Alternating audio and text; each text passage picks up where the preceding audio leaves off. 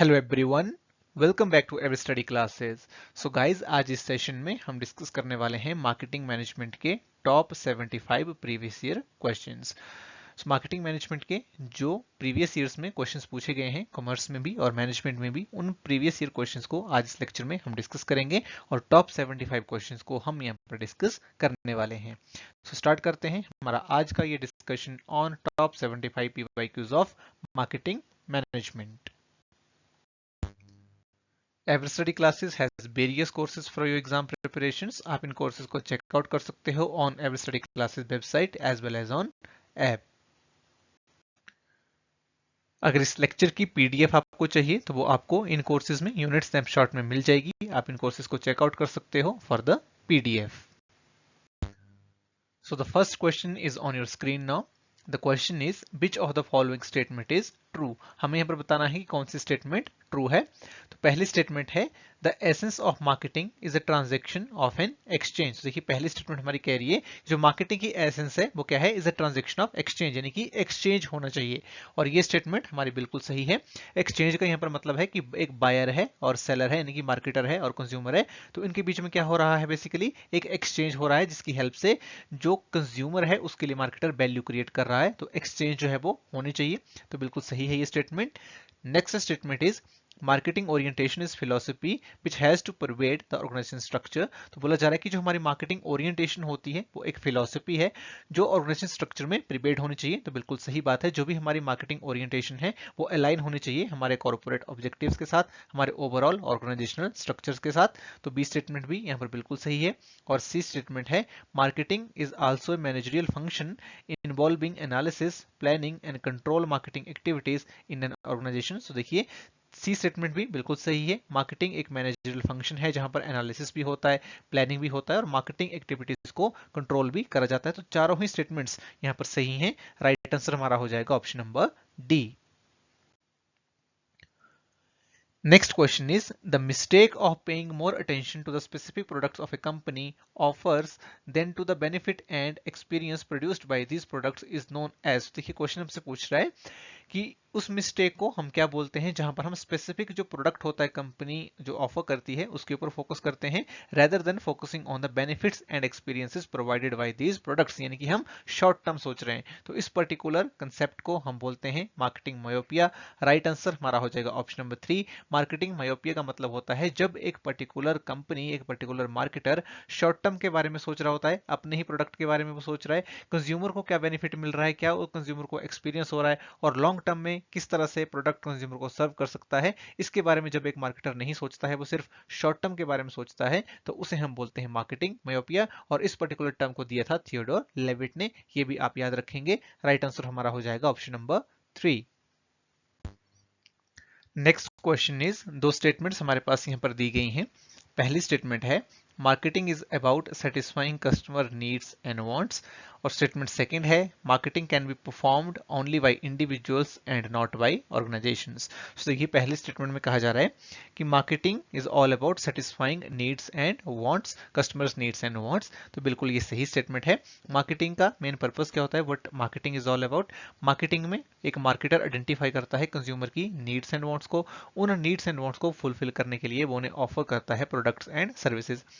So marketing is about satisfying customer needs and wants, ये बिल्कुल सही स्टेटमेंट है। और सेकंड स्टेटमेंट यहाँ पर कह रही है कि marketing can be performed only by individuals not by organisations. देखिए मार्केटिंग को यहाँ पर ऑर्गेनाइजेशंस भी परफॉर्म करती हैं, सिर्फ इंडिविजुअल्स जो है वो परफॉर्म नहीं करते हैं। सो स्टेटमेंट 2 जो है ये हमारी गलत हो जाएगी और राइट आंसर हमारा यहाँ पर बनेगा option number 1, which is statement 1 is correct and 2 is incorrect. Next question is a state of demand where major part of the market dislikes the product and may even pay a price to avoid it, it may called as। तो वो कौन सी demand होती है जिसे major part of the market dislike करता है and consumer even pay price to avoid it. तो इस डिमांड को हम क्या कहते हैं, ऑप्शन हमें दिए गए हैं declining demand, overfull demand, negative demand या फिर डिस्ट्रक्टिव डिमांड। तो देखिए इस क्वेश्चन का राइट आंसर हो जाएगा ऑप्शन नंबर सी। बहुत ही आसान क्वेश्चन है।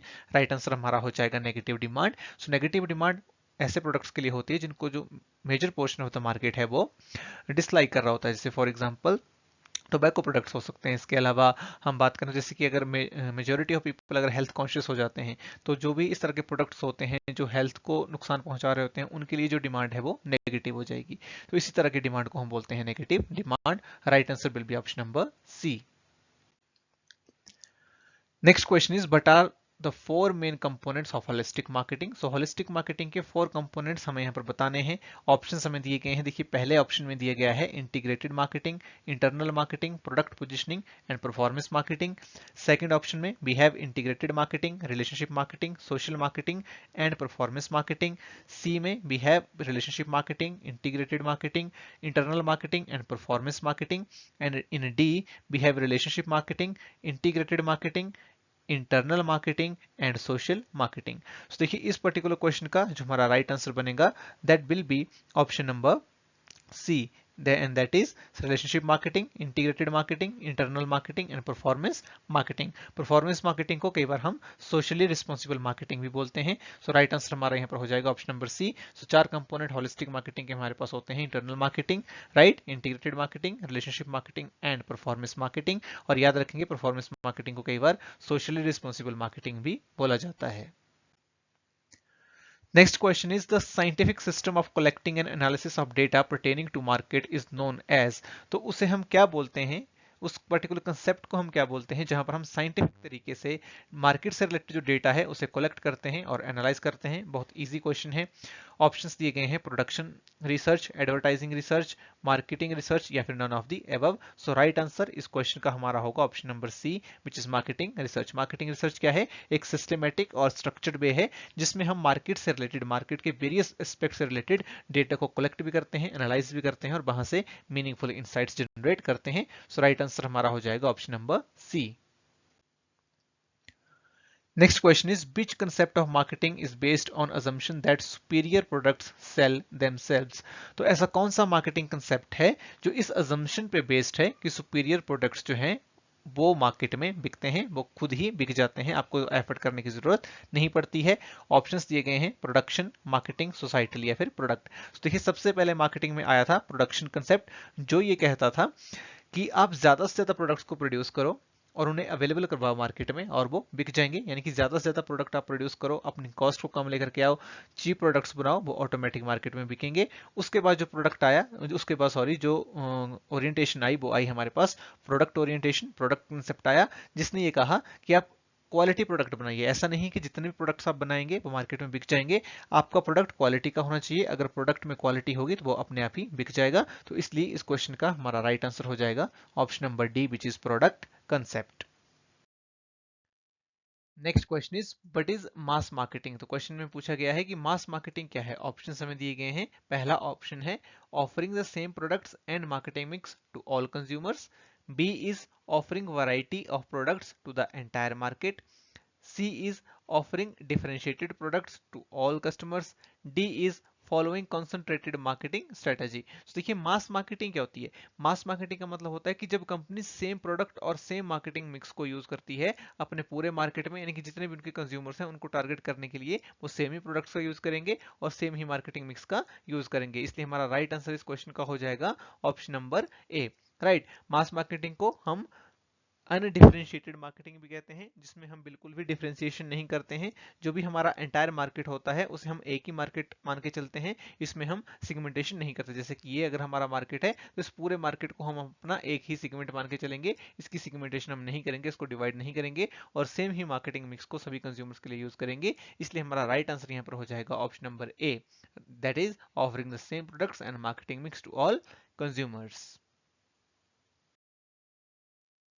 Next question is, which segmentation approach is the most compatible with the spirit of marketing concept? तो क्वेश्चन हमसे पूछ रहा है कि कौन से segmentation approach सबसे ज्यादा compatible है with the spirit of marketing concept। marketing concept क्या कहता है, what is the spirit of marketing concept? marketing concept कहता है कि हमें जो भी प्रोडक्ट एंड सर्विसेज बनाने हैं वो as per the needs and wants of consumers बनाने हैं। सबसे पहले हमें क्या करना है, सबसे पहले हमें कस्टमर्स की नीड्स एंड वांट्स को आइडेंटिफाई करना है, फिर उन नीड्स एंड वांट्स को सेटिस्फाई करने के लिए हम प्रोडक्ट्स एंड सर्विसेज को तैयार करेंगे। Right, and then we will focus on the customer satisfaction. हमारा मेन फोकस इसके ऊपर है, identification of the customer needs, satisfying those needs and ensuring the customer satisfaction, right. तो कौन सी सेगमेंटेशन अप्रोच जो है वो इस spirit of the marketing concept से मोस्ट कंपेटेबल है? ऑप्शंस यहाँ पर दिए गए हैं, benefits out, income, social class and family size. So right answer हमारे यहाँ पर हो जाएगा option number A which is benefits out. Benefits out क्यों? क्योंकि बेनिफिट्स आउट में जब हम मार्केट को सेगमेंट कर रहे हैं तो हमारा फोकस किस चीज के ऊपर है? हमारा फोकस है कस्टमर की नीड्स एंड वांट्स के ऊपर, कि किस टाइप का बेनिफिट हमारे कंज्यूमर चाहते हैं। जिस टाइप का बेनिफिट हमारे कंज्यूमर चाहते हैं उसके अकॉर्डिंग हम मार्केट को सेगमेंट करेंगे और उसके according he product and services को उनके लिए उनको ऑफर करेंगे, राइट। इसलिए हमारा राइट आंसर यहाँ पर हो जाएगा option number A which is benefit out. Next question is, which among the following is not included in 7 P's of marketing mix given by Booms and Bittner? तो question हमसे पूछ रहा है कि 7 P's of marketing जो Booms and Bittner ने दिए थे उनमें से कौन सा इनमें से नहीं है? ऑप्शंस हैं politics, people, physical evidence and process. तो बहुत ही आसान यहाँ पर ये क्वेश्चन है। Right answer here will be option number 1 which is politics. Politics 7 P's of marketing में नहीं आता है। जो एडिशनल हमारे 3 P's ऐड हुए थे that are people, physical evidence and process. Right answer will be option number 1। Next question is, arrange the steps of market segmentation process in proper sequence. तो market segmentation की process को हमें यहाँ पर sequence में लगाना है। ऑप्शंस दिए गए हैं, segment acid test, segment attractiveness, need based segmentation, segment profitability and segment positioning and segment identification. तो आपको यहाँ पर राइट सीक्वेंस में इसको लगाना है। सो राइट आंसर इस पर्टिकुलर क्वेश्चन का हमारा क्या होगा? तो देखिए इस क्वेश्चन का हमारा जो राइट आंसर है वो होगा ऑप्शन नंबर सी। सबसे पहले नीड बेस्ड सिगमेंटेशन आप यहाँ पर करेंगे, यानी कि नीड्स को आइडेंटिफाई करेंगे जिसके हिसाब से आप मार्केट को सिगमेंट करेंगे। Then your step will be segment identification. आप सिगमेंट को आइडेंटिफाई करेंगे कि कौन सा जो सिगमेंट है जिसे हम टारगेट कर सकते हैं, राइट। तो जब आपको ये पता चल गया कि कौन सा सेगमेंट हम टारगेट करेंगे, उसके बाद सेगमेंट की अट्रैक्टिवनेस चेक करी जाएगी। सेगमेंट अट्रैक्टिवनेस चेक करने के बाद अब सेगमेंट की प्रॉफिटेबिलिटी को चेक करेंगे, सेगमेंट पोजीशनिंग को देखेंगे, राइट। और लास्ट में हमारा स्टेप होगा सेगमेंट एसिड टेस्ट, यानी कि हम चेक करेंगे कि जिस भी सेगमेंट को हम टारगेट करने वाले हैं कि वो हमारे लिए एक्चुअल में प्रॉफिटेबल है भी या नहीं। यहाँ पर हम एक ट्रायल लेंगे, उसको प्री टेस्ट करेंगे। So right answer here will be option number C which is CEVDA। So right answer will be option number 3. Next question is, which of the following positioning strategy is adopted by marketers to position their product in two categories simultaneously? तो question हमसे पूछ रहा है कि वो कौन सी positioning strategies होती हैं जिसमें मार्केटर्स अपने प्रोडक्ट्स को इस तरह से पोजीशन करते हैं कि कंज्यूमर्स को लगता है कि उनको दो बेनिफिट्स हैं, राइट। तो दो कैटेगरीज में साइमल्टेनियसली वो अपने प्रोडक्ट को पोजीशन करते हैं in the minds of consumers. तो ऐसी कौन सी पोजिशनिंग स्ट्रेटजीज होती है? ऑप्शंस हमारे पास दिए गए हैं, points of difference, points of parity, straddle positioning and last option is emotional positioning. So right answer इस क्वेश्चन का हमारा हो जाएगा option number C which is straddle positioning. straddle positioning क्या होती है? straddle positioning एक ऐसी पोजिशनिंग स्ट्रेटजी है जिसमें जो मार्केटर्स हैं वो अपने प्रोडक्ट्स को दो कैटेगरीज में साइमल्टेनियसली पोजिशन करते हैं, राइट। यानी कि प्रोडक्ट के दो बेनिफिट जो है वो बताए जाते हैं ताकि लार्जर जो ऑडियंस है उस तक पहुंच जा सके। तो स्ट्रेडल पोजिशनिंग के दो यहाँ पर टाइप्स होते हैं, points of parity and points of difference. यानी कि आपका जो प्रोडक्ट होगा उसकी एक तो पॉइंट्स ऑफ पैरिटी होगी, यानी कि वो किसी दूसरे प्रोडक्ट की तरह ही लगेगा, लेकिन उसमें एक पॉइंट्स ऑफ डिफरेंस भी कहीं ना कहीं होगा जो उसको यूनिक बनाएगा, राइट। जैसे एग्जाम्पल के तौर पर सेवलॉन। तो सेवलॉन एक एंटीसेप्टिक लिक्विड है जिसमें पॉइंट्स ऑफ पैरिटी है क्योंकि वो डेटोल की तरह ही फंक्शन करता है, लेकिन उसमें पॉइंट्स ऑफ डिफरेंस भी है क्योंकि जो डेटोल है वो जख्म के ऊपर लगता है, राइट। जो चोट होती है उसके ऊपर लगता भी है वो, लेकिन जो सेवलॉन है वो लगता नहीं है, राइट। तो वो उसका पॉइंट्स ऑफ डिफरेंस हो गया। तो इस स्ट्रेटजी को हम बोलते हैं स्ट्रेडल पोजिशनिंग, जहां पर एक पॉइंट्स ऑफ पैरिटी भी होता है, यानी कि किसी दूसरे प्रोडक्ट की तरह ही उसका एक फीचर होगा, राइट। लेकिन कहीं ना कहीं कोई पॉइंट्स ऑफ डिफरेंस भी उसका होगा, राइट। इसलिए इस क्वेश्चन का हमारा राइट आंसर हो जाएगा option number C which is straddle positioning. Next question is, the number of product lines a company carries is called. So number of product lines जो एक कंपनी के पास होती हैं उसे हम क्या कहते हैं? Product range, product mix depth, product mix with या फिर product line length. So number of product lines जो एक कंपनी कैरी कर रही है उसे बेसिकली हम बोलते हैं product mix with. Right answer will be option number C. Next question is, at which stage of new product development process the launching of new product will take place? तो जब भी हम एक नए प्रोडक्ट को डेवलप करते हैं तो कौन सी हमारी ऐसी स्टेज होती है न्यू प्रोडक्ट डेवलपमेंट की प्रोसेस में जब हम एक नए प्रोडक्ट की लॉन्चिंग करते हैं? ऑप्शंस यहाँ पर दिए गए हैं, business analysis, commercialisation, test marketing and marketing strategy development. So again बहुत ही आसान क्वेश्चन है। न्यू प्रोडक्ट डेवलपमेंट हम पढ़ चुके हैं। राइट आंसर इसका हमारा यहाँ पर हो जाएगा कमर्शियलाइजेशन। सो कमर्शियलाइजेशन कौन सी स्टेज होती है? जब हम एक पर्टिकुलर प्रोडक्ट को लॉन्च कर देते हैं मार्केटिंग में। और कब कमर्शियलाइजेशन आती है? It comes after the test marketing. जब हम टेस्ट मार्केटिंग कर लेते हैं, ट्रायल अपने प्रोडक्ट का कर लेते हैं मार्केटिंग में, कुछ मार्केट्स में प्रोडक्ट को उतार के देख लेते हैं, हम रिस्पॉन्स चेक कर लेते हैं कंज्यूमर का। जब हमें लगता है कि कंज्यूमर का रिस्पॉन्स अच्छा है, उसके बाद हम लार्ज स्केल के ऊपर अपने प्रोडक्ट को कमर्शियलाइज कर देते हैं। और हम जो हमारे नए प्रोडक्ट की लॉन्चिंग होती है वो कमर्शियलाइजेशन स्टेज के ऊपर होती है। इसलिए हमारा जो राइट आंसर है यहाँ पर वो हो जाएगा option number B. Next question again हमारा न्यू प्रोडक्ट डेवलपमेंट प्रोसेस से है। क्वेश्चन हमसे पूछ रहा है in which stage of new product development process the product and marketing programmes are tested in realistic marketing settings. So new product development process में जो भी हमारा प्रोडक्ट है, जो भी हमने प्रोडक्ट तैयार किया है और जो भी हमारे मार्केटिंग प्रोग्राम है, उन्हें हम रियलिस्टिक मार्केटिंग सेटिंग्स में कब टेस्ट करते हैं। सो देखिए वर्ड यहाँ पर है हमारा टेस्ट। कब हम टेस्ट करते हैं अपने प्रोडक्ट और मार्केटिंग प्रोग्राम्स को? अभी मैंने आपको पीछे क्वेश्चन आया था न्यू प्रोडक्ट डेवलपमेंट का, तभी मैंने आपको बताया। ऑप्शंस यहाँ पर दिए गए हैं। Concept development and testing, B is test screening, 3 is the test marketing and D is commercialisation. So realistic marketing setting में टेस्ट करने की बात यहाँ पर करी जा रही है। सो देखिए कमर्शियलाइजेशन में तो बेसिकली हम फुल स्केल के ऊपर प्रोडक्ट को सेल करते हैं। आइडिया स्क्रीनिंग तो बिल्कुल भी नहीं होगा। कंसेप्ट डेवलपमेंट में जो भी हमारा प्रोडक्ट का आइडिया होता है उसे डेवलप करने के ऊपर हम सोचते हैं। और यहाँ पर जो टेस्टिंग होती है वो प्रोडक्ट और मार्केटिंग प्रोग्राम की नहीं होती है। ये आपको यहाँ पर याद रखना है। यहाँ पर बच्चे कंफ्यूज रहते हैं कि जो कंसेप्ट टेस्टिंग है वो क्या है और टेस्ट मार्केटिंग क्या है। इस क्वेश्चन का जो हमारा राइट आंसर है that will be test marketing. Test marketing में हम प्रोडक्ट और मार्केटिंग प्रोग्राम्स को रियलिस्टिक मार्केटिंग सेटिंग्स में टेस्ट करते हैं। लेकिन जो कंसेप्ट टेस्टिंग होती है इसमें फिर हम क्या करते हैं? कंसेप्ट टेस्टिंग में हम टेस्ट करते हैं अपने कंसेप्ट को, अपने आइडिया को, कि जो भी हमारे पास आइडिया है। फॉर एग्जांपल आप शूज मैन्युफैक्चर करना चाहते हो, शूज सेल करना चाहते हो, तो अगर आप एक स्पेसिफिक टाइप का शू बना रहे हो तो आप क्या चेक करोगे? आप मार्केट में चेक करोगे कि इस तरह के शूज की मार्केट में डिमांड है भी या नहीं। जो भी हमारा कंसेप्ट है क्या वो मार्केट में चलेगा या नहीं। तो यहाँ पर कंसेप्ट डेवलपमेंट एंड टेस्टिंग में जो भी आपका आइडिया होता है उसे बेसिकली आप टेस्ट करते हो। लेकिन टेस्ट मार्केटिंग जो होती है इसमें जो भी हमने प्रोडक्ट तैयार किया होता है और जो भी हमने मार्केटिंग प्लान्स बनाए होते हैं उसे हम रियलिटी में रियलिस्टिक मार्केट सेटिंग उसमें टेस्ट करते हैं। इसलिए हमारा राइट आंसर हो जाएगा टेस्ट मार्केटिंग। ठीक है। नेक्स्ट क्वेश्चन में देखिए हमारे पास यहाँ पर 3 स्टेटमेंट्स दी गई हैं। 3 स्टेटमेंट्स आर गिवन बिलो।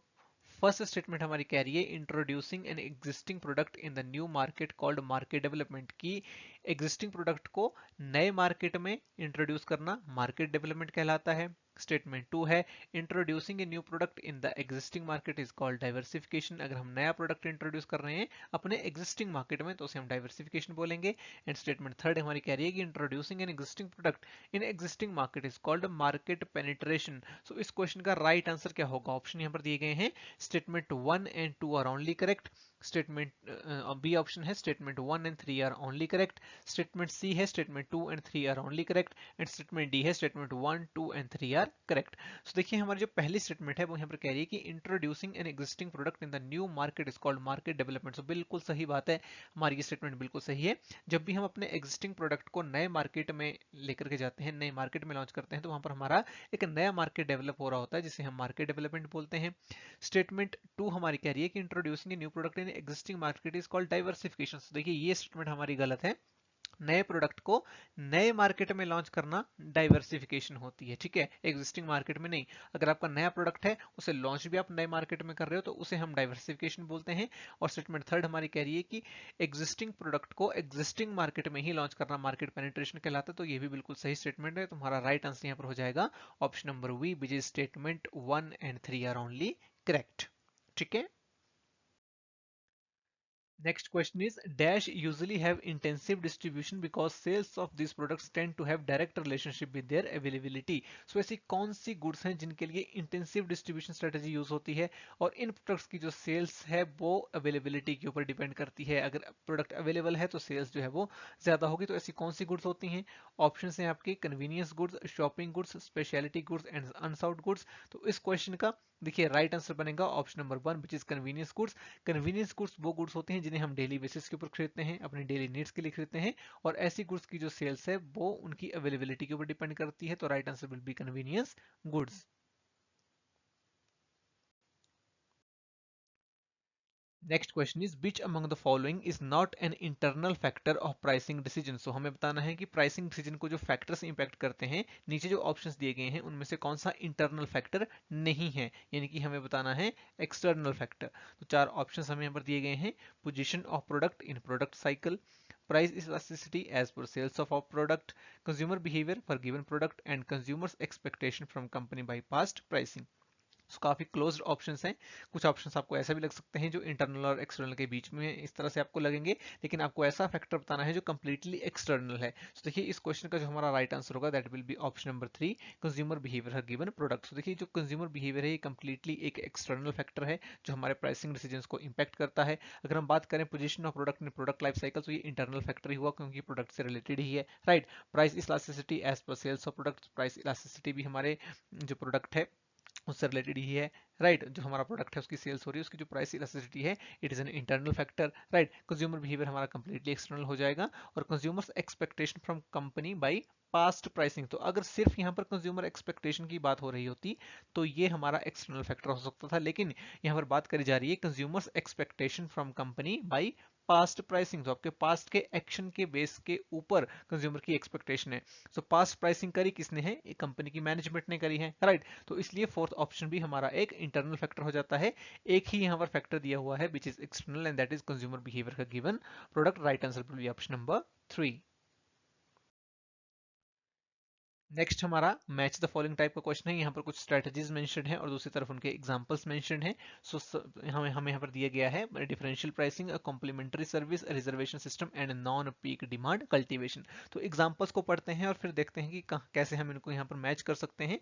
सो देखिए सबसे पहले है यहाँ पर customer lounges to sit in while waiting for a table at service centre etcetera. तो ये चीज क्या है, तो ये है हमारी कॉम्प्लीमेंट्री सर्विस, राइट। कि कस्टमर्स को आप एक प्लेस दे रहे हो बैठने के लिए जब वो वेट करते हैं एक पर्टिकुलर सर्विस सेंटर के ऊपर, तो वहां पर आप उन्हें एक फैसिलिटी प्रोवाइड कर रहे हो जहां पर वो आराम से बैठ सकें, तो इसको हम बोलेंगे कॉम्प्लीमेंट्री सर्विस, ठीक है। जैसे कि मान लो एक हेयर ड्रेसर है, तो हेयर ड्रेसर जो है वो हेयर ड्रेसर के पास आप एक सर्विस लेने गए, तो अभी वो बिजी है तो वो आपको एक प्लेस प्रोवाइड कर रहा है बैठने के लिए आराम से, तो वो क्या होगी, वो कॉम्प्लीमेंट्री सर्विस होगी, वो उसकी मेन सर्विस नहीं है, that is complimentary service, right. So इसलिए हमारा यहाँ पर मैच हो जाएगा कॉम्प्लीमेंट्री सर्विसेज के साथ पहला ऑप्शन।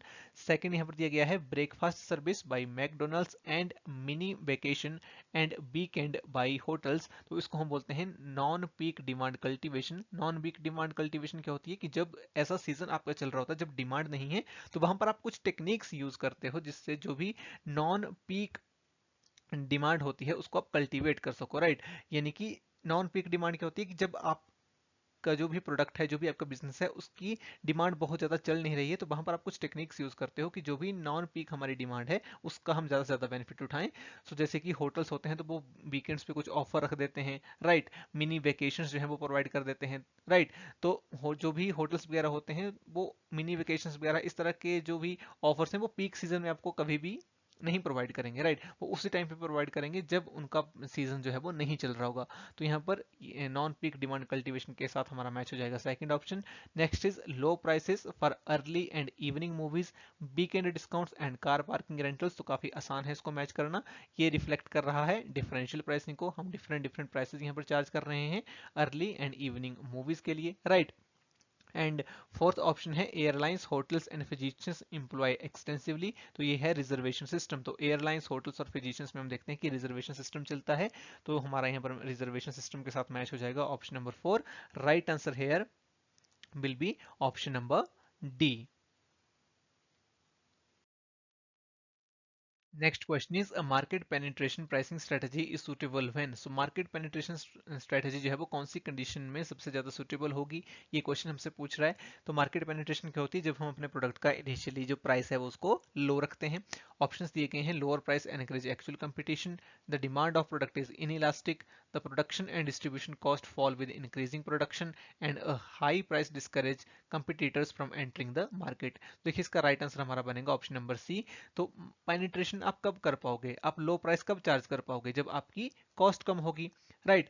तो लो प्राइस जब आप चार्ज कर रहे हो आपकी डिमांड भी ज्यादा होगी मार्केट में, तो जब डिमांड ज्यादा होगी आपको प्रोडक्शन अपनी बढ़ानी पड़ेगी, और अगर आप आपको ज्यादा प्रोडक्शन करने से आपकी जो प्रोडक्शन और डिस्ट्रीब्यूशन कॉस्ट है वो फॉल हो रही है, ज्यादा से ज्यादा आप प्रोड्यूस कर रहे हो और वहां पर आपकी कॉस्ट जो है वो कम होती चली जा रही है, उस केस में आप लो प्राइस चार्ज कर सकते हो। तो मार्केट पेनिट्रेशन स्ट्रेटेजी सुटेबल होगी जब प्रोडक्शन इंक्रीज करने से आपकी production and distribution cost fall कर जाएगी। Right answer will be option number C.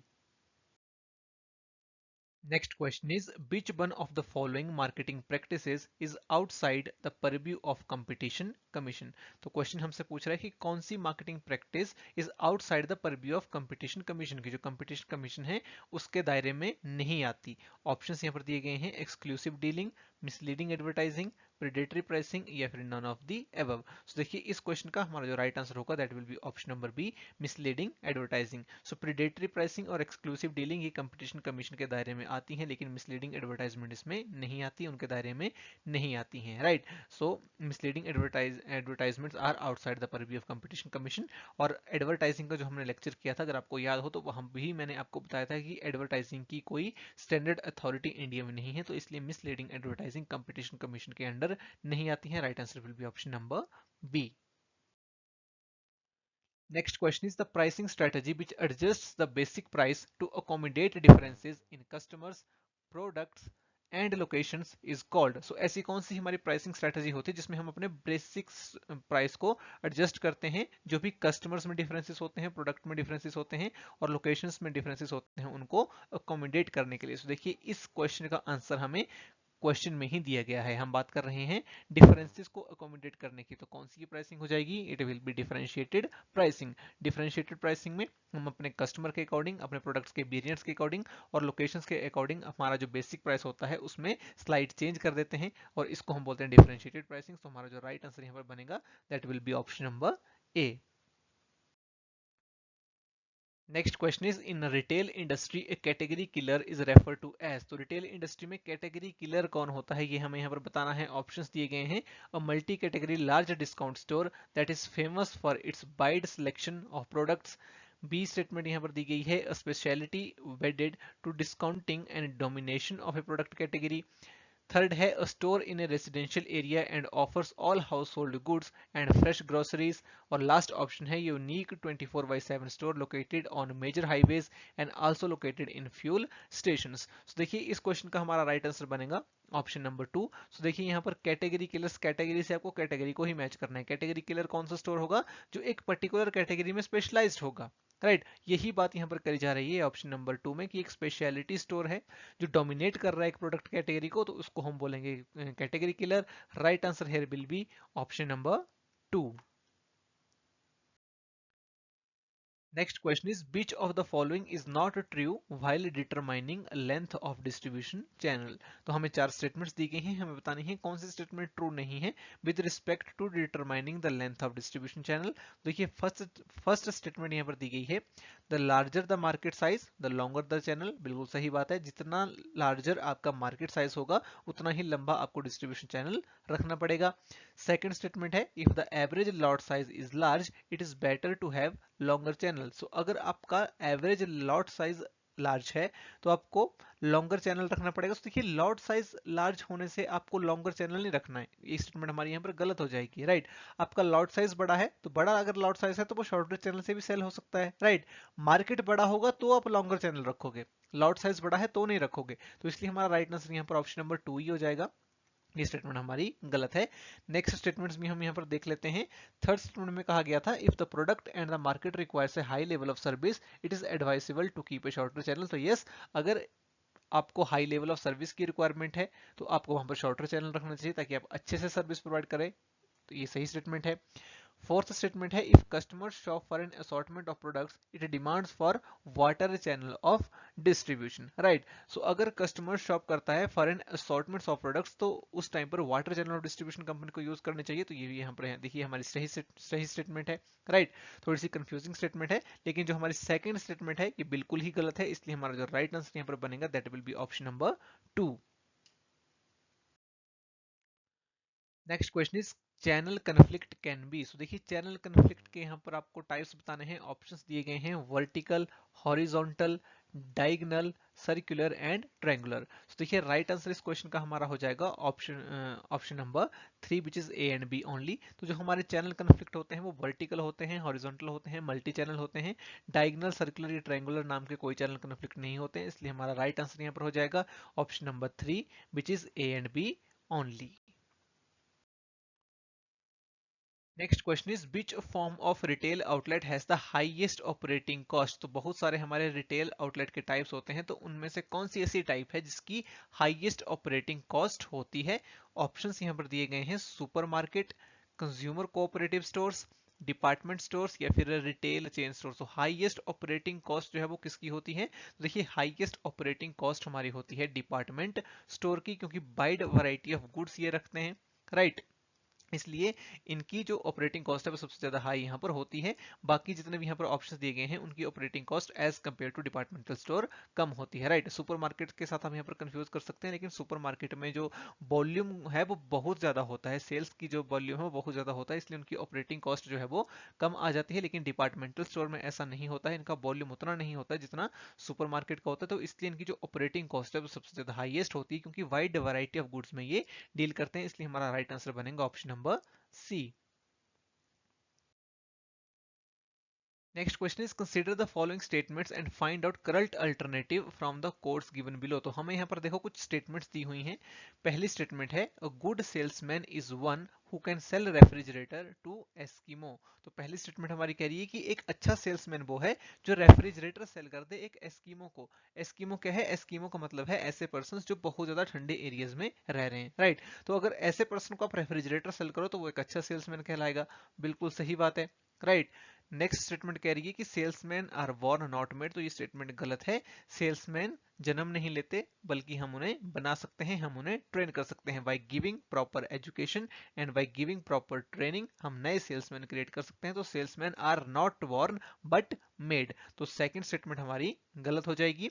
Third statement कह रही है physical distribution is an area where high cost saving is possible. तो हमारा फिजिकल डिस्ट्रीब्यूशन कौन सा एरिया यहाँ पर होना चाहिए जहां पर हाई कॉस्ट सेविंग हमारी हो, पॉसिबल हो। तो ये स्टेटमेंट भी बिल्कुल सही है। तुम्हारा आंसर बनेगा स्टेटमेंट 1 एंड 3 आर करेक्ट, और ये है हमारे ऑप्शन नंबर ए में।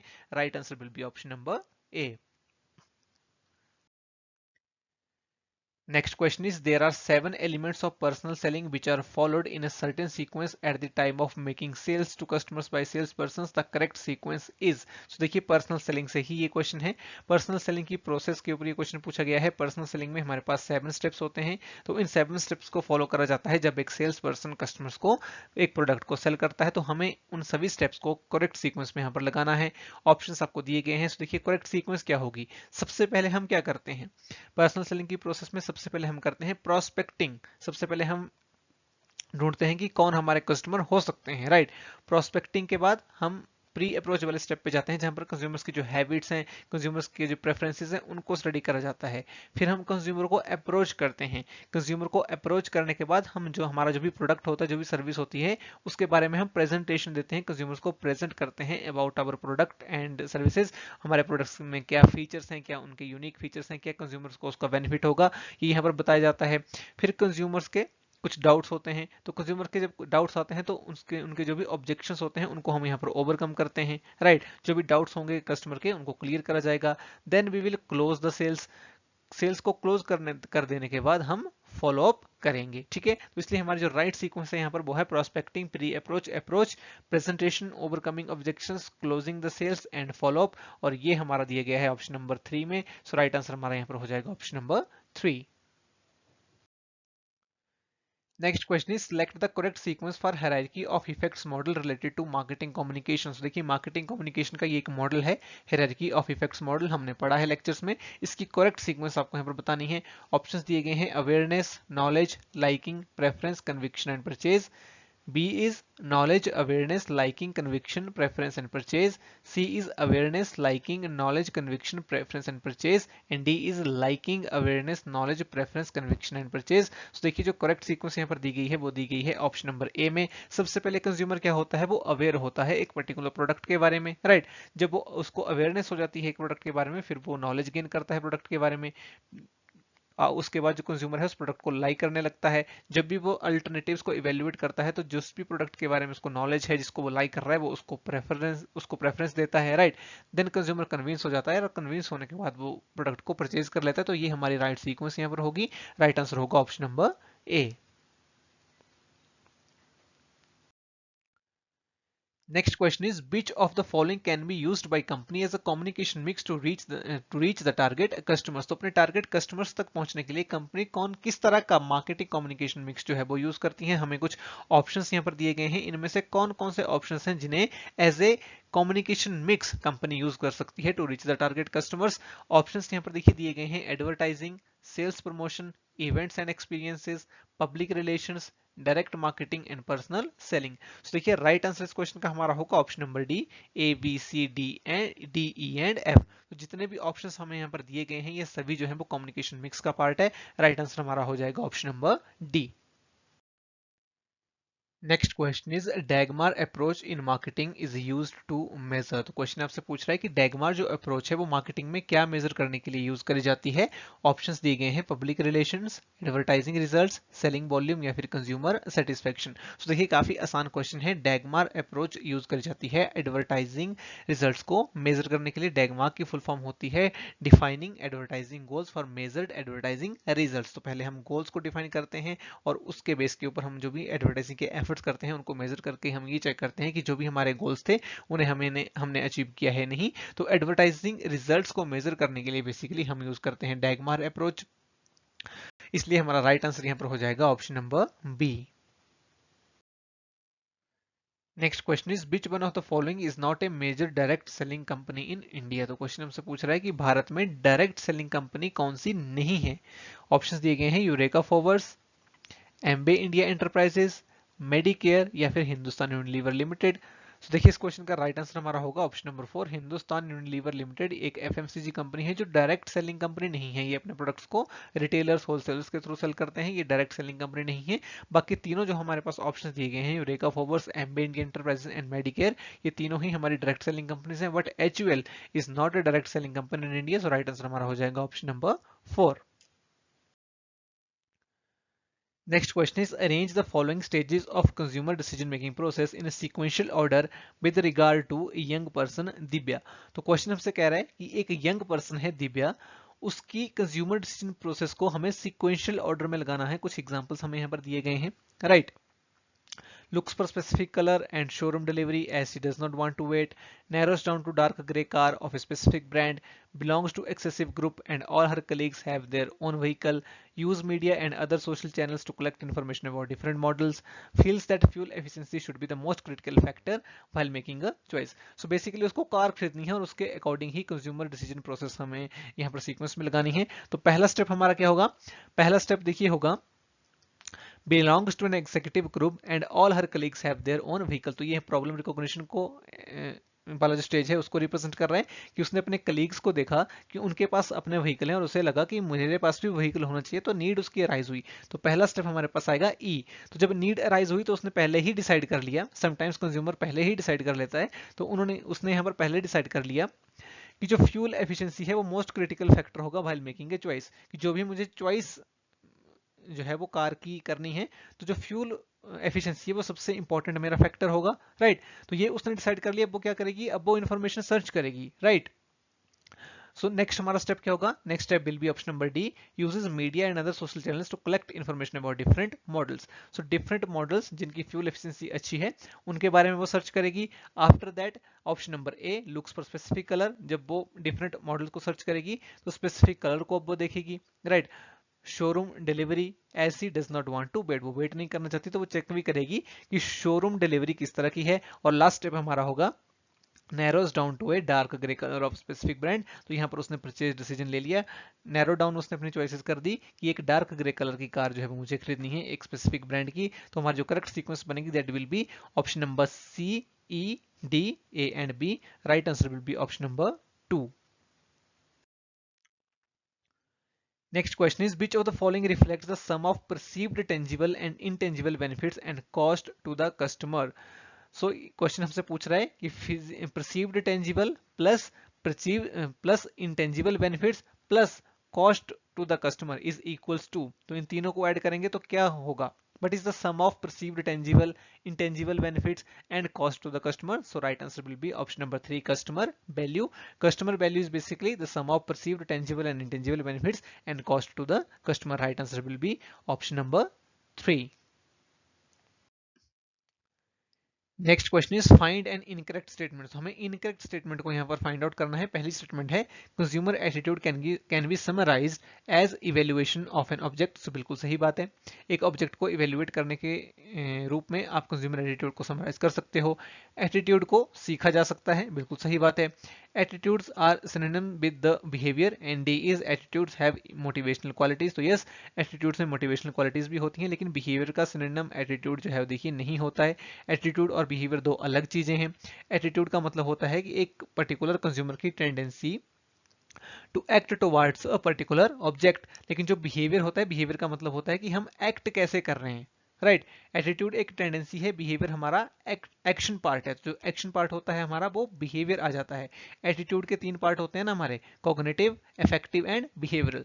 सो बिहेवियर और एटीट्यूड सेम चीज नहीं है। राइट, बिहेवियर एक्शन रिलेटेड हमारा पार्ट हो जाता है, ठीक है, इसलिए दोनों ही सिनोनिम नहीं है। Right answer will be option number C. Next is from the following set of information, which combination is correct to define the process of perception in order to understand consumer behavior? So consumer behavior में हमारे पास एक process of perception होती है, तो उसके combination हमें यहाँ पर बताना है, हमें बताना है कि उस प्रोसेस में कौन कौन से स्टेप्स आते हैं। ऑप्शन यहाँ पर दिए गए हैं, selective attention, selective distortion, selective retention and selective apprehensions. तो देखिए प्रोसेस ऑफ परसेप्शन में इन टर्म्स ऑफ कंज्यूमर बिहेवियर हम बात करें तो उसमें आता है selective attention, selective distortion and selective retention. Selective apprehension उसमें नहीं आता। सिलेक्टिव अटेंशन का मतलब है कि हम अपने बिलीफ्स, अपनी वैल्यूज के अकॉर्डिंग इन्फॉर्मेशन को पिक करेंगे एनवायरमेंट से। राइट, फिर उसको अपने बिलीफ्स और वैल्यूज के अकॉर्डिंग ही हम इंटरप्रेट करेंगे, उसको डिस्टॉर्शन बोलते हैं। राइट, और फिर उस इन्फॉर्मेशन को हम रिटेन करेंगे, यानी कि जो भी इन्फॉर्मेशन हमने सिलेक्ट करी है, सिलेक्टिवली जिस इन्फॉर्मेशन की तरफ हमारा अटेंशन गया है, अल्टीमेटली उसी को हम रिटेन करेंगे। राइट, तो एबीसी के तीनों ही हमारी प्रोसेस में होता है। सबसे पहले selective attention, then selective distortion and after that selective retention. So right answer हमारे यहाँ पर बनेगा ABC are correct. Right, only ABC are correct. Right answer will be option number D. Next question is, which of following describe the 4 set of variables determining buyer behavior as per Hobart-Seit theory? तो Hobart-Seit जो हमारा consumer behaviour का model है, उसमें कुछ variables होते हैं, हमें बताना है कि वो वेरिएबल्स कौन कौन से हैं, वो 4 सेट ऑफ वेरिएबल्स कौन कौन से हैं। तो यहाँ पर आपके पास ऑप्शंस दिए गए हैं, वेरियस कॉम्बिनेशंस यहाँ पर आपको प्रोवाइडेड हैं, तो इसका जो हमारा राइट आंसर यहाँ पर बनेगा that will be option number D. जो Hobart-Seit थ्योरी है उसमें स्टिमुलस इनपुट वेरिएबल्स की बात करी गई है, internal behaviour of the buyer की बात करी गई है कि सबसे पहले कुछ इनपुट वेरिएबल्स होंगे जो हमारे डिसीजन को इन्फ्लुएंस करेंगे, जो इंटरनल बिहेवियर है बायस का वो भी उनको इन्फ्लुएंस करेगा, कुछ एक्सटर्नल फैक्टर होंगे, एक्सोजीनियस वेरिएबल्स होंगे वो भी हमारे डिसीजन को इफेक्ट करेंगे, and then response output variable जहां से जो कंज्यूमर का रिस्पांस है फिर वो निकल करके आएगा। सो ये 4 सेट ऑफ वेरिएबल्स जो हैं वो Hobart-Seit थ्योरी में दिए गए हैं। राइट आंसर हमारा यहाँ पर बनेगा option number D. Next question is, some doctors charge patients for missed appointments because the service value existed only at the point and that disappeared when the patient did not show up is an example of which one of the following 4 service characteristics? तो देखिए question हमसे पूछ रहा है कि कुछ doctors जो है वो पेशेंट्स को अपॉइंटमेंट मिस कर देने के लिए जो है वो चार्ज करते हैं, क्योंकि जो सर्विस की जो वैल्यू है वो तभी एग्जिस्ट, वो at the point he exist करती है। राइट, और अगर पेशेंट नहीं आता है तो जो वैल्यू है सर्विस की वो डिसअपीयर हो जाती है। तो ये कौन सी सर्विस कैरेक्टरिस्टिक्स को ये लाइंस जो है वो रिप्रेजेंट कर रही हैं, ये आपको बताना है। सो देखिए थोड़ा सा केस स्टडी टाइप वाला ये आपसे क्वेश्चन पूछा गया है। ऑप्शंस यहाँ पर दिए गए हैं, इनसेपरेबिलिटी, इंटेंजिबिलिटी, वेरिएबिलिटी या फिर पर्शिबिलिटी। तो देखिए ये जो स्टेटमेंट्स हैं ये रिप्रेजेंट कर रही हैं कि जो भी आपकी सर्विस है आप उसको बाद के लिए स्टोर नहीं कर सकते। जो पेशेंट्स है अगर उसने सर्विस लेना मिस कर दिया तो बाद में उसको वो service value, same service value आप नहीं दे पाएंगे सेम टाइम के ऊपर, क्योंकि उसने जो अपॉइंटमेंट है वो मिस कर दी है। तो इसका ये चीज रिप्रेजेंट कर रही है कि सर्विस को आप स्टोर नहीं कर सकते। तो कौन सी कैरेक्टरिस्टिक्स है सर्विस की जो कहती है कि आप सर्विसेज को स्टोर नहीं कर सकते? Right answer will be option number 4, that is the perishability. Perishability हमारी जो कैरेक्टरिस्टिक्स है ये कहती है कि जो सर्विसेज हैं उन्हें स्टोर नहीं करा जा सकता है बाद के टाइम के लिए। सो राइट आंसर हमारा हो जाएगा option number 4, पर्शेबिलिटी। Next question is, which of these are readily accepted distinguished characteristics of services that create unique strategic challenges? So देखिए क्वेश्चन हमसे पूछ रहा है कि सर्विसेज की यूनिक कैरेक्टरिस्टिक्स कौन सी हैं जो यूनिक स्ट्रेटेजिक चैलेंजेस को क्रिएट करती हैं। सो देखिए अगेन हमें यहाँ से और क्या पता चल रहा है कि सर्विसेज की जो कैरेक्टरिस्टिक्स हैं यहाँ से बहुत सारे क्वेश्चन पूछे गए हैं। तो सर्विस मार्केटिंग से अगर मोस्ट इंपॉर्टेंट टॉपिक हमें निकालने हो तो हम क्या निकालेंगे? सर्विसेज की कैरेक्टरिस्टिक्स और जो गैप मॉडल है और जो सर्विकल मॉडल है जिसमें हमारे पास डायमेंशंस दिए गए हैं और गैप्स दिए गए हैं। यहाँ से मेजॉरिटी ऑफ क्वेश्चन फॉलो कर रहे हैं प्रीवियस ईयर्स में, राइट। तो हाँ यहाँ पर आपको बताना है कि जो सर्विसेज की मेजर कैरेक्टरिस्टिक्स हैं वो कौन कौन सी हैं। ऑप्शंस यहाँ पर दिए गए हैं, inflexibility, पर्शिबिलिटी, inseparability, इनटेंजिबिलिटी and इनस्क्रूटेबिलिटी।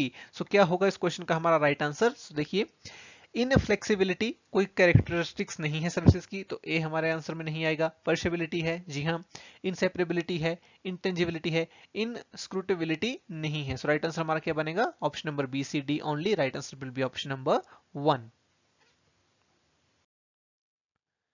Next question is, which of the following determinants of service quality is most important? देखिए हमारे पास कुछ डिटर्मिनेंट्स होते हैं सर्विस क्वालिटी के। क्वेश्चन हमसे पूछ रहा है कि कौन सा डिटर्मिनेंट सबसे ज्यादा इंपॉर्टेंट है। तो ऑप्शन यहाँ पर दिए गए हैं, empathy, reliability, responsiveness and tangibility, right. तो 5 तरह के हमारे पास डायमेंशंस होते हैं सर्विस क्वालिटी के, empathy, reliability, responsiveness, tangibility and assurance. Assurance option में नहीं है। इन चारों में से हमें बताना है कि सबसे ज्यादा इंपॉर्टेंट क्या है। तो देखिए एक तरह से तो आप ये भी बोल सकते हैं कि चारों ही इंपॉर्टेंट हैं। अगर डिटर्मिनेंट्स हैं ये सर्विस क्वालिटी के तो अपने आप में चारों ही इंपॉर्टेंट हुए ना। जिसने भी इस मॉडल को दिया उन्होंने तो इसलिए दिया ना क्योंकि पांचों के पांचों डिटर्मिनेंट्स इंपॉर्टेंट है। तो ये जो चार यहाँ पर ऑप्शन दिए गए हैं चारों ही एक तरह से इंपॉर्टेंट होंगे। लेकिन क्वेश्चन पूछ रहा है सबसे ज्यादा इंपॉर्टेंट, यानी कि आपको इन ऑप्शंस में से 3 को एलिमिनेट करना पड़ेगा। एक ऑप्शन ऐसा बताना पड़ेगा जो बाकी तीनों से ज्यादा इंपॉर्टेंट हो, राइट। ऑप्शन है आपके empathy, reliability, responsiveness and tangibility. तो देखिए सबसे इंपॉर्टेंट डिटर्मिनेंट जो सर्विस क्वालिटी का माना जाता है that is the reliability. So B हमारा यहाँ पर राइट आंसर होगा। रिलायबिलिटी का क्या मतलब है? रिलायबिलिटी का मतलब होता है कि आपने एक बार सर्विस प्रोवाइड करी तो नेक्स्ट टाइम जब कस्टमर आपके पास वो सर्विस लेने के लिए आया तो क्या आप सेम सर्विस ही उन्हें प्रोवाइड करवा पा रहे हैं या नहीं, यानी कि आपकी जो सर्विस डिलीवरी है उसमें कंसिस्टेंसी होनी चाहिए। एग्जैक्ट कंसिस्टेंसी सर्विसेज में देखिए पॉसिबल नहीं होता है, लेकिन वो क्लोज्ड होनी चाहिए, राइट। यानी कि अगर आपने एक बार सर्विस जो है वो प्रोवाइड करी अपने कंज्यूमर्स को तो नेक्स्ट टाइम भी जब कंज्यूमर आपके पास आए तो वही चीजें वो फील करे जो उसने पहले करी थी, राइट। उसका एक्सपीरियंस वहां पर सेम होना चाहिए, यानी कि आपकी जो सर्विस की जो डिलीवरी है वो कंसिस्टेंट होनी चाहिए। तो अगर आपकी सर्विस की डिलीवरी कंसिस्टेंट है तो उसे हम बोलते हैं रिलायबिलिटी। और सबसे इंपॉर्टेंट जो डिटर्मिनेंट है सर्विस क्वालिटी का वो माना जाता है रिलायबिलिटी, क्योंकि एवरी टाइम जब भी कस्टमर आपके पास आ रहा है आप उन्हें सेम तरह की सर्विस जो है वो प्रोवाइड कर रहे हैं, राइट। इसलिए हमारा राइट आंसर यहाँ पर हो जाएगा option number B. Next question is, in service quality gaps model proposed by Parshuraman et al, gap 4 refers to। देखिए परशुरामन, जेठमल और बेरी ने जो गैप्स मॉडल दिया है सर्विस क्वालिटी का उसमें जो गैप नंबर 4 है वो क्या है, ये हमसे क्वेश्चन पूछ रहा है। ऑप्शंस दिए गए हैं, difference between service level expected by customer and the service level received by customer. 2 is the difference between the service delivered and promise made to the customer. Third is difference between service specification adopted and service quality actually delivered. And fourth is difference between service expectation and service specification given by customers. So gap number 4 कौन सा है? तो देखिए जो हमारा gap number 4 होता है that is basically known as service delivery gap। तो इसलिए हमारा राइट आंसर बनेगा option number 2, difference between service delivered and promise made to customer. जो भी हमने प्रॉमिस किया था और जो एक्चुअल में हमने सर्विस डिलीवरी करी है उसके बीच का जो डिफरेंस है उसको बोला जाता है डिलीवरी गैप। तो इसलिए राइट आंसर हमारा हो जाएगा option number 2। Next question is an airline offering special launch for waiting is an example of which one of the following differentiation of service offer। तो क्वेश्चन हमसे कह रहा है कि एक एयरलाइन है वो अपने कस्टमर्स को स्पेशल लॉन्च प्रोवाइड कर रही है वेटिंग के लिए, तो सर्विस ऑफर को किस तरीके से उन्होंने यहाँ पर डिफरेंशिएट किया है। ऑप्शंस हमें यहाँ पर दिए गए हैं, differentiation through special constituents, two is differentiation through the experience, third is differentiation through brand image and fourth is differentiation through pricing। तो देखिए एक एयरलाइन है जो स्पेशल लॉन्च प्रोवाइड कर रही है for the waiting to their customers, तो वो डिफरेंशिएशन यहाँ पर कर रहे हैं थ्रू स्पेशल कॉन्स्टिट्यूएंट्स। एयरलाइन की जो मेन सर्विस है वो लॉन्च प्रोवाइड करना नहीं है, राइट, तो वो यहाँ पर एक स्पेशल कॉन्स्टिट्यूएंट दे रहे हैं अपने कंज्यूमर्स को कि जो भी उनका वेटिंग टाइम है वो अच्छे से कटे, राइट, उसके लिए वो उन्हें लॉन्च प्रोवाइड कर रहे हैं, राइट। तो ये हमारी जो डिफरेंशिएशन हो जाएगी that will B through special constituent। Right answer here will be option number 1। Next question is which of the following is not true for supply chain management approach. तो देखिए क्वेश्चन हमसे पूछ रहा है कि नीचे दी गई स्टेटमेंट्स में से कौन सी statement supply chain management approach को रिप्रेजेंट नहीं कर रही है। ऑप्शंस दिए गए हैं, joint reduction in channel inventories, second is large breadth of supplier base to increase competition and spread risk, third is risk and rewards are shared over long term, and fourth is companies use intermodal transportation to reach their markets। तो देखिए पहली statement है joint reduction in channel inventories. तो अगर आपकी supply chain management जो approach है वो प्रॉपर है, उसे आप अच्छे से मैनेज कर रहे हो, सप्लाई चेन मैनेजमेंट जो प्रैक्टिसेस हैं वो अच्छे से आपकी ऑर्गेनाइजेशंस में चल रही हैं, तो जो भी आपकी चैनल इन्वेंट्रीज हैं उसमें ज्वाइंट रिडक्शन जो है वो होगी, आपको बहुत ज्यादा इन्वेंट्री रखने की जरूरत नहीं है। तो पहली स्टेटमेंट हमारी ट्रू है। सेकंड है large breadth of supplier base to increase competition and spread risk. देखिए जो सप्लाई चेन मैनेजमेंट अप्रोच जो हमारी अप्रोच है इससे जो हमारा कंपटीशन है वो डिक्रीज होता है और जो हमारा रिस्क है वो मिनिमाइज होता है, ना कि स्प्रेड। तो इसलिए हमारी जो सेकंड स्टेटमेंट है वो गलत हो जाएगी। Risk and rewards are shared over long term. So risk and reward जो है वो लॉन्ग टर्म में शेयर्ड होते हैं, और ये देखिए सेकंड और थर्ड स्टेटमेंट एक दूसरे को कॉन्ट्राडिक्ट भी यहाँ पर कर रही है, तो सेकंड गलत है, तो थर्ड हमारी ऑटोमेटिकली ट्रू है। और फोर्थ है companies use intermodal transportation to reach their markets. तो देखिए बहुत सारे ट्रांसपोर्टेशन सिस्टम्स का यूज कंपनीज करती हैं टू रीच देयर मार्केट्स, तो ये स्टेटमेंट भी हमारी सही है। तो कौन सी स्टेटमेंट गलत हुई, सेकंड स्टेटमेंट हमारी गलत हुई, इसलिए हमारा जो राइट आंसर हो जाएगा that will be option number 2।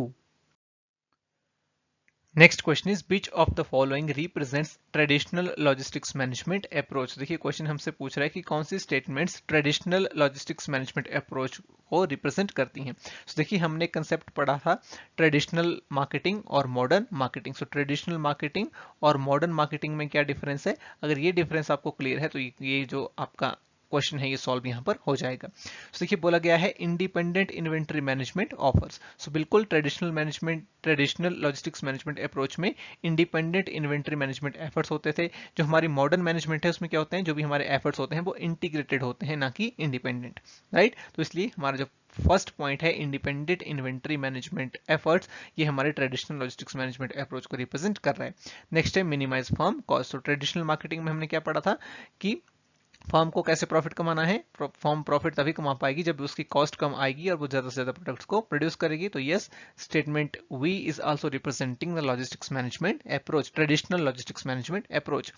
सी है हमारे पास amount of information sharing and monitoring limited to current processes. देखिए जो भी इंफॉर्मेशन शेयरिंग का काम है ये हमारी मॉडर्न मैनेजमेंट में होता है, तो मॉडर्न लॉजिस्टिक्स मैनेजमेंट अप्रोच में ये काम होता है, तो इसलिए सी स्टेटमेंट हमारी ट्रेडिशनल लॉजिस्टिक्स मैनेजमेंट अप्रोच को रिप्रेजेंट नहीं कर रही है। और डी है small breadth of supplier base to increase coordination. तो जो भी कोऑर्डिनेटेड मैनर में हमारा काम होता है ये मॉडर्न मैनेजमेंट का पार्ट है, ना कि ट्रेडिशनल का, इसलिए डी भी हमारा यहाँ पर नहीं आएगा। सो राइट आंसर इस क्वेश्चन का हमारा हो जाएगा option number 1 A and B only। Next question is which of the following are the components of international logistics। तो international logistics के components क्या क्या होंगे ये हमें यहाँ पर बताना है। ऑप्शंस दिए गए हैं, fixed facility location, second is inventory management, third is order processing. और हमें बताना है कि इसका राइट आंसर क्या हुआ, करेक्ट कोड हमें यहाँ पर चूज करना है। तो देखिए इंटरनेशनल लॉजिस्टिक्स में क्या क्या आएगा, फिक्स्ड फैसिलिटी लोकेशन। जो फैसिलिटी लोकेशन है उसको हमें डिसाइड करना पड़ता है, तो बिल्कुल फिक्स्ड फैसिलिटी लोकेशन एक कंपोनेंट है हमारा इंटरनेशनल लॉजिस्टिक्स का। इन्वेंट्री मैनेजमेंट, ऑर्डर प्रोसेसिंग, ये भी हमारे कंपोनेंट्स हैं इंटरनेशनल लॉजिस्टिक्स के। तो देखिए बहुत ही आसान क्वेश्चन है, राइट आंसर हमारा यहाँ पर हो जाएगा option number D. Next question is given below are two statements. तो दो स्टेटमेंट्स हमारे पास देखिए दी गई हैं। स्टेटमेंट वन है only low priced products will sell in rural areas and statement two is rural consumers are homogeneous lot. तो देखिए सिर्फ लो प्राइस्ड प्रोडक्ट्स ही रूरल एरियाज में सेल नहीं होते हैं, हाई प्राइस्ड प्रोडक्ट्स भी सेल हो सकते हैं। तो ये जो ओनली वर्ड है ये इस पर्टिकुलर स्टेटमेंट को गलत कर रहा है, तो ये स्टेटमेंट हमारी गलत हो जाएगी। और जो रूरल कंज्यूमर्स हैं हमारे वो हेट्रोजेनियस होते हैं ना कि होमोजेनियस, तो ये स्टेटमेंट भी हमारी गलत हो जाएगी। राइट आंसर यहाँ पर होगा option number two, both statements one and two are incorrect. Next question is which one of the following facilitates e commerce. तो ई कॉमर्स को क्या फैसिलिटेट करेगा, नीचे दिए गए ऑप्शंस में से ऑप्शंस दिए गए हैं public relations, direct marketing, personal selling and product quality. तो देखिए एक बार को पढ़ने में लग सकता है कि सभी कर सकते हैं, लेकिन देखिए पर्सनल सेलिंग तो बिल्कुल नहीं आएगा। ई कॉमर्स में पर्सनल सेलिंग का कोई स्कोप नहीं है, क्योंकि ई कॉमर्स तो बेसिकली हमारी ऑनलाइन होती है, तो पर्सनल सेलिंग तो देखिए बिल्कुल ही हट गया। पब्लिक रिलेशंस भी एक पल के लिए आप सोच सकते हैं, लेकिन उतना अप्रोप्रिएट देखिए ये नहीं है। राइट, प्रोडक्ट क्वालिटी जी नहीं। Direct marketing facilitates e commerce, क्योंकि ई कॉमर्स एक तरह से डायरेक्ट मार्केटिंग ही है। राइट, डायरेक्ट मार्केटिंग में होता क्या है, एक जो प्रोड्यूसर है वो डायरेक्टली अपने कंज्यूमर को कांटेक्ट करता है। And what is happening in e commerce, एक प्रोड्यूसर डायरेक्टली अपने कंज्यूमर को सेल कर रहा है without any advertising middleman. So direct marketing basically facilitates e commerce, इसलिए हमारा जो राइट आंसर यहाँ पर बनेगा that will be option number B. Next question is Swachh Bharat अभियान इज एन एग्जाम्पल ऑफ। तो स्वच्छ भारत अभियान किसका एग्जाम्पल है, sustainable marketing, social marketing, service marketing या फिर रिलेशनशिप मार्केटिंग। तो देखिए बहुत आसान क्वेश्चन है, राइट आंसर हमारा यहाँ पर हो जाएगा option number to which is social marketing. स्वच्छ भारत अभियान में क्या प्रमोट करा जाता है कि हमें अपने एरियाज को क्लीन रखना है, और एक किस चीज का एग्जाम्पल होगा, सोशल मार्केटिंग का, बिकॉज हम एक सोशल कैंपेन की यहाँ पर बात कर रहे हैं। राइट आंसर हमारा हो जाएगा option number two. Next question is which of the following statements are incorrect indicate the correct code. So हमें यहाँ पर इनकरेक्ट स्टेटमेंट्स बतानी है। तो देखिए स्टेटमेंट वन यहाँ पर दी गई है, as consumers income increases the percentage of income spend for food items decreases, for rent fuel and light remains the same, for clothing remains the same and sundry increases. देखिए जो sundry items होती हैं उनके ऊपर हमारी जो income है वो इनकम के इंक्रीज होने के साथ हमारी स्पेंडिंग इंक्रीज होती है, तो ये सही बात है। यहाँ पर स्टेटमेंट टू हमारी कह रही है कि societal marketing period was from 1960 onward, तो ये गलत स्टेटमेंट है। सोसाइटल मार्केटिंग स्टेट जो है वो हमें 1970 के बाद देखने को मिलता है। स्टेटमेंट थर्ड है कि our debt to social anthropology decreases more and more as we use quantitative market research approaches. तो our debt to social anthropology increase यहाँ पर होगा, ना कि डिक्रीज, ये भी स्टेटमेंट गलत है। स्टेटमेंट फोर्थ हमारी कह रही है the economic concept of perfect competition and matching of supply and demand अंडरलाई the marketing concept, particularly in relation to the concepts of price at which goods are sold and quantity distributed। तो देखिए ये statement भी हमारी बिल्कुल सही है।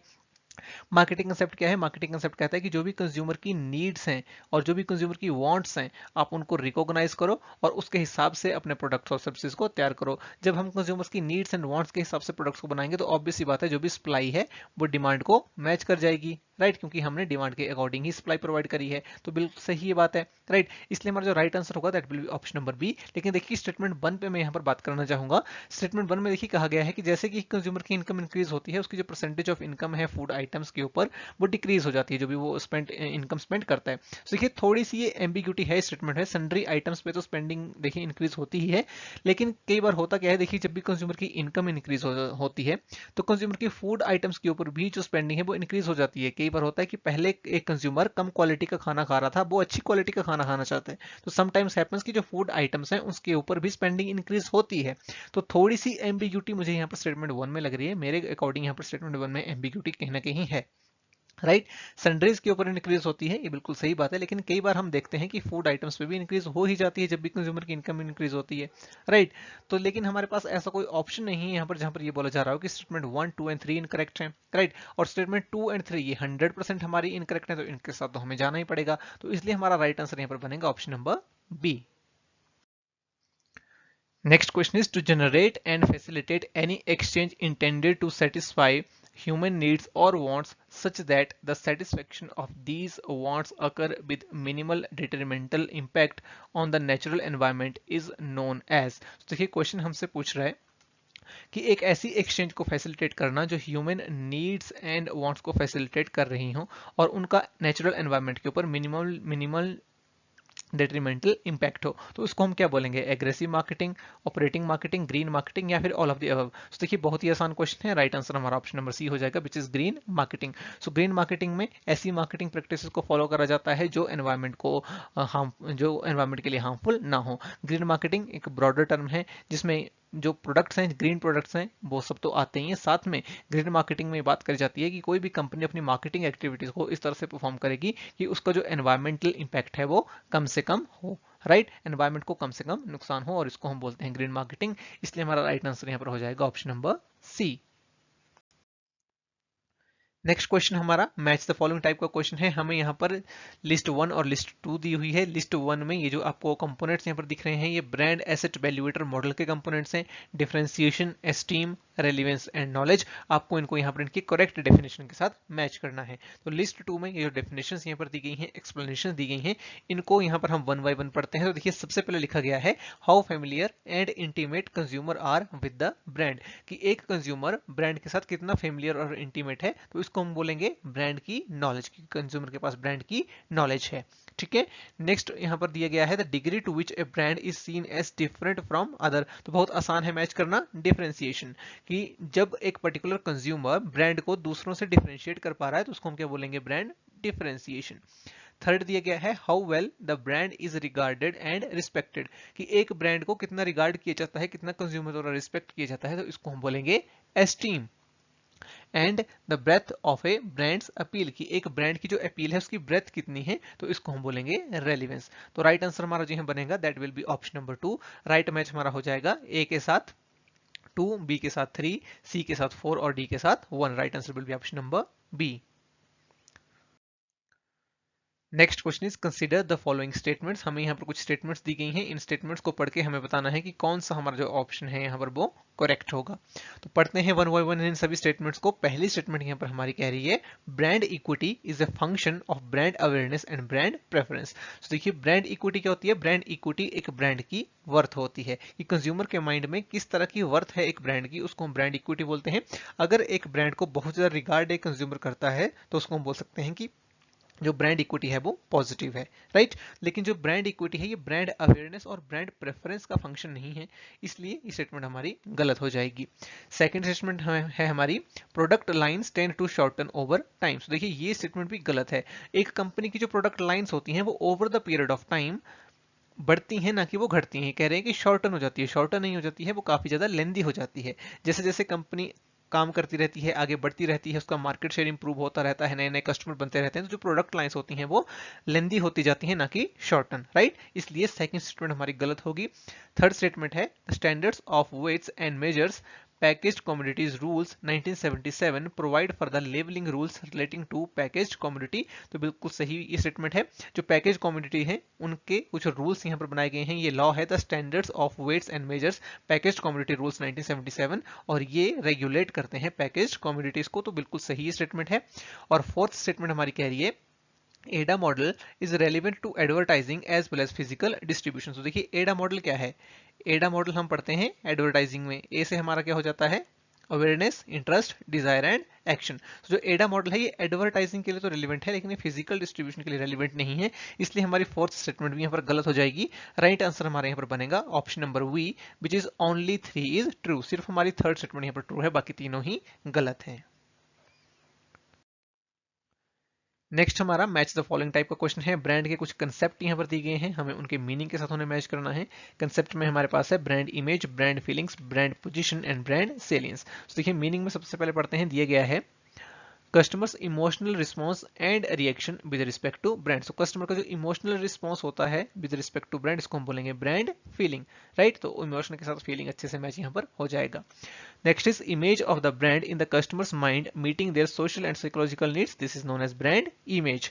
Next is how customer think of the brand under various purchase situations, इसको हम brand salience बोलते हैं, राइट। कि किस तरह से कंज्यूमर जो है वो एक पर्टिकुलर ब्रांड को परसीव करता है डिफरेंट परचेज सिचुएशन में, इसको ब्रांड सेलियंस जो है वो बोला जाता है। किस तरह से ब्रांड को रिकॉग्नाइज करता है, एक तरह से आप ये भी बोल सकते हैं। और इसी का एफर्ट यहाँ पर कंपनी करती है, अपनी ब्रांड सेलियंस को इंप्रूव करने का एफर्ट कंपनी करती है।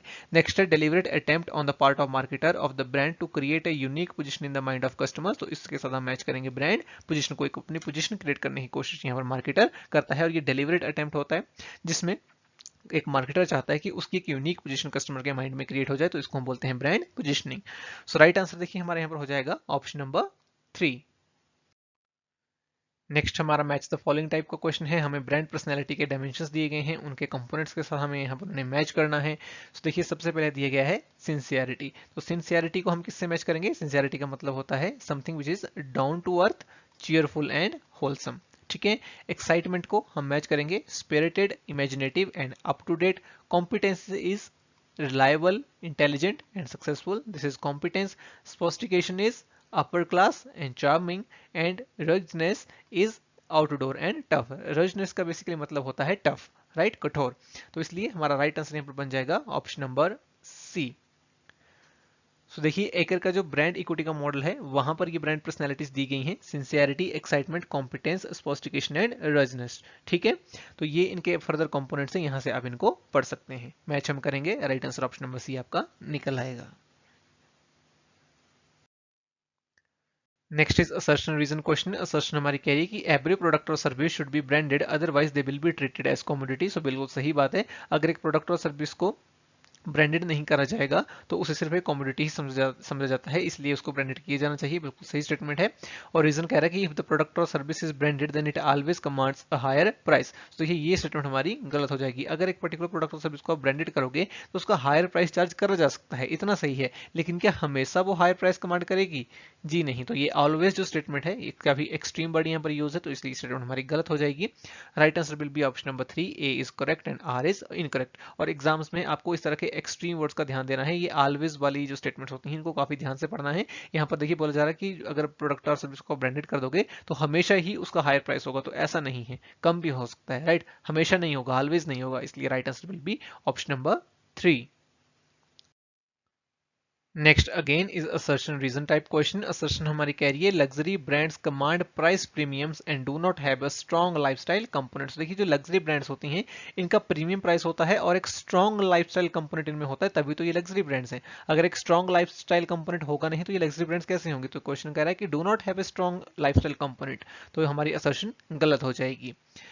रीजन कह रहा है कि luxury brands do not require any special consideration in how they are sold. तो लग्जरी ब्रांड्स को सेल करने के लिए एक स्पेशल कंसिडरेशन की जरूरत पड़ती है, यही इसलिए तो ये लग्जरी ब्रांड्स होती हैं, राइट। तो ये स्टेटमेंट देखिए बिल्कुल गलत है, बहुत ही सिंपल स्टेटमेंट दी गई हैं, दोनों ही स्टेटमेंट्स गलत हैं।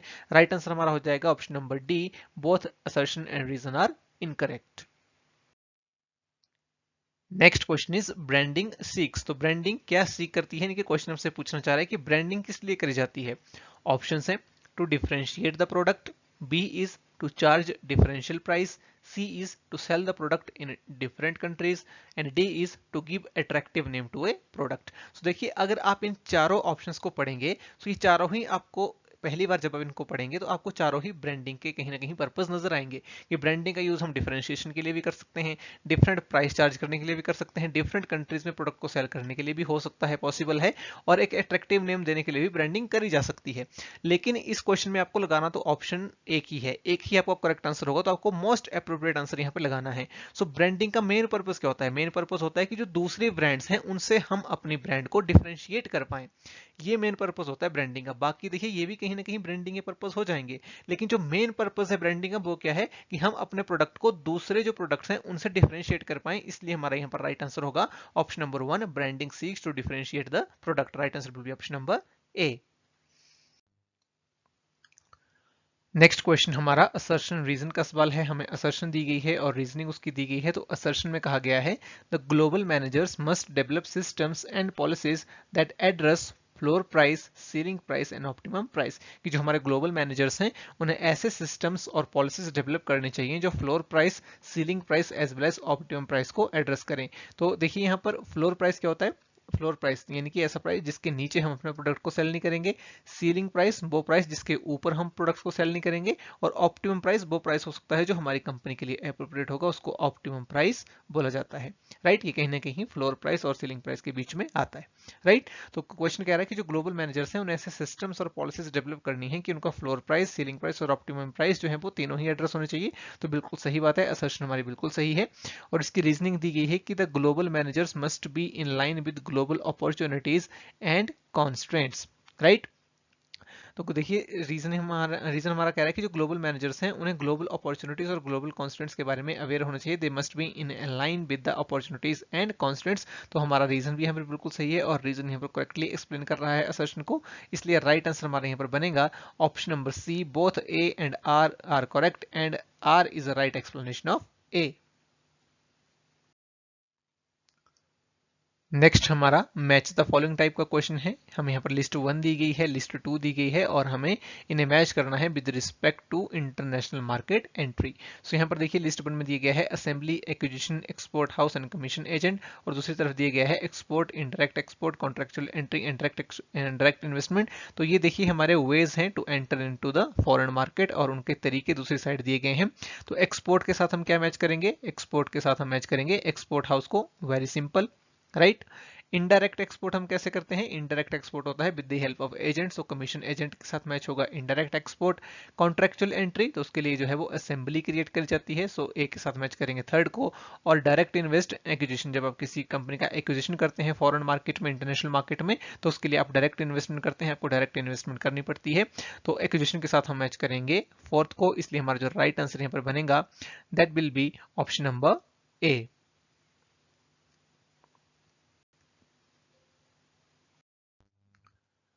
Next question is changing global marketing communication for each local market is called. देखिए क्वेश्चन हमसे पूछ रहा है कि जब भी आप ग्लोबली मार्केटिंग करते हो, ग्लोबली अपने प्रोडक्ट को मार्केट करते हो, तो जब ईच लोकल मार्केट यानी कि हर लोकल मार्केट के अकॉर्डिंग आप अपनी जो भी आपकी ग्लोबल मार्केटिंग कम्युनिकेशन है उसे चेंज कर देते हो, तो उसे हम क्या बोलते हैं।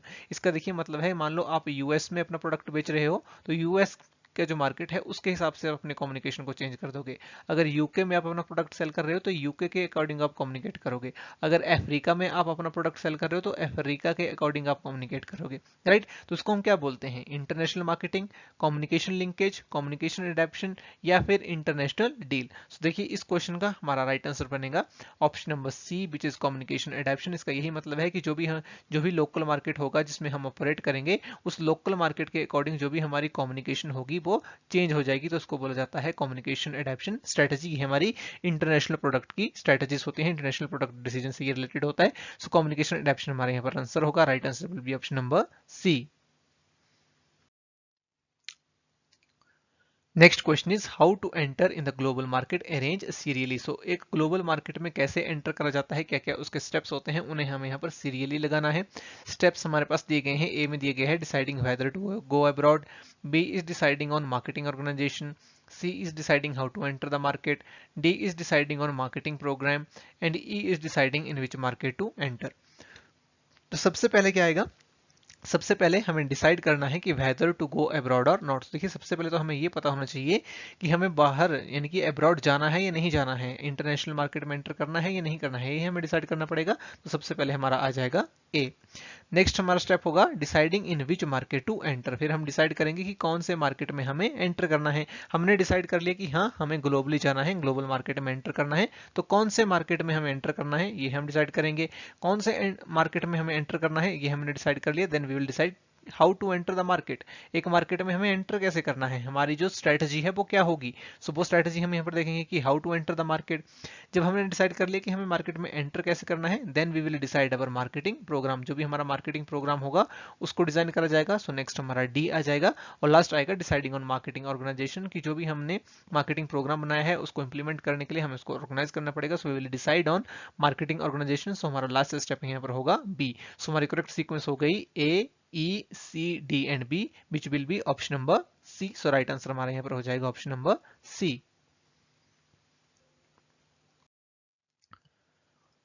Next question is which one of the following represent polycentric orientation of management. तो देखिए पॉलीसेंट्रिक ओरिएंटेशन मैनेजमेंट की क्या होती है ये हमें बताना है, उस कौन सी स्टेटमेंट इनमें से उसको रिप्रेजेंट कर रही है ये हमें यहाँ पर बताना है।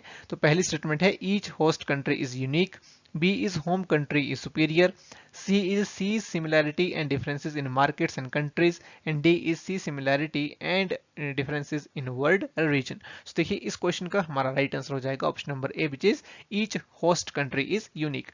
सो पॉलीसेंट्रिक ओरिएंटेशन क्या होती है, जब भी हम इंटरनेशनल मैनेजमेंट की बात करते हैं, इंटरनेशनल मार्केटिंग की बात करते हैं, तो चार तरह की ओरिएंटेशन हमारे पास होती है।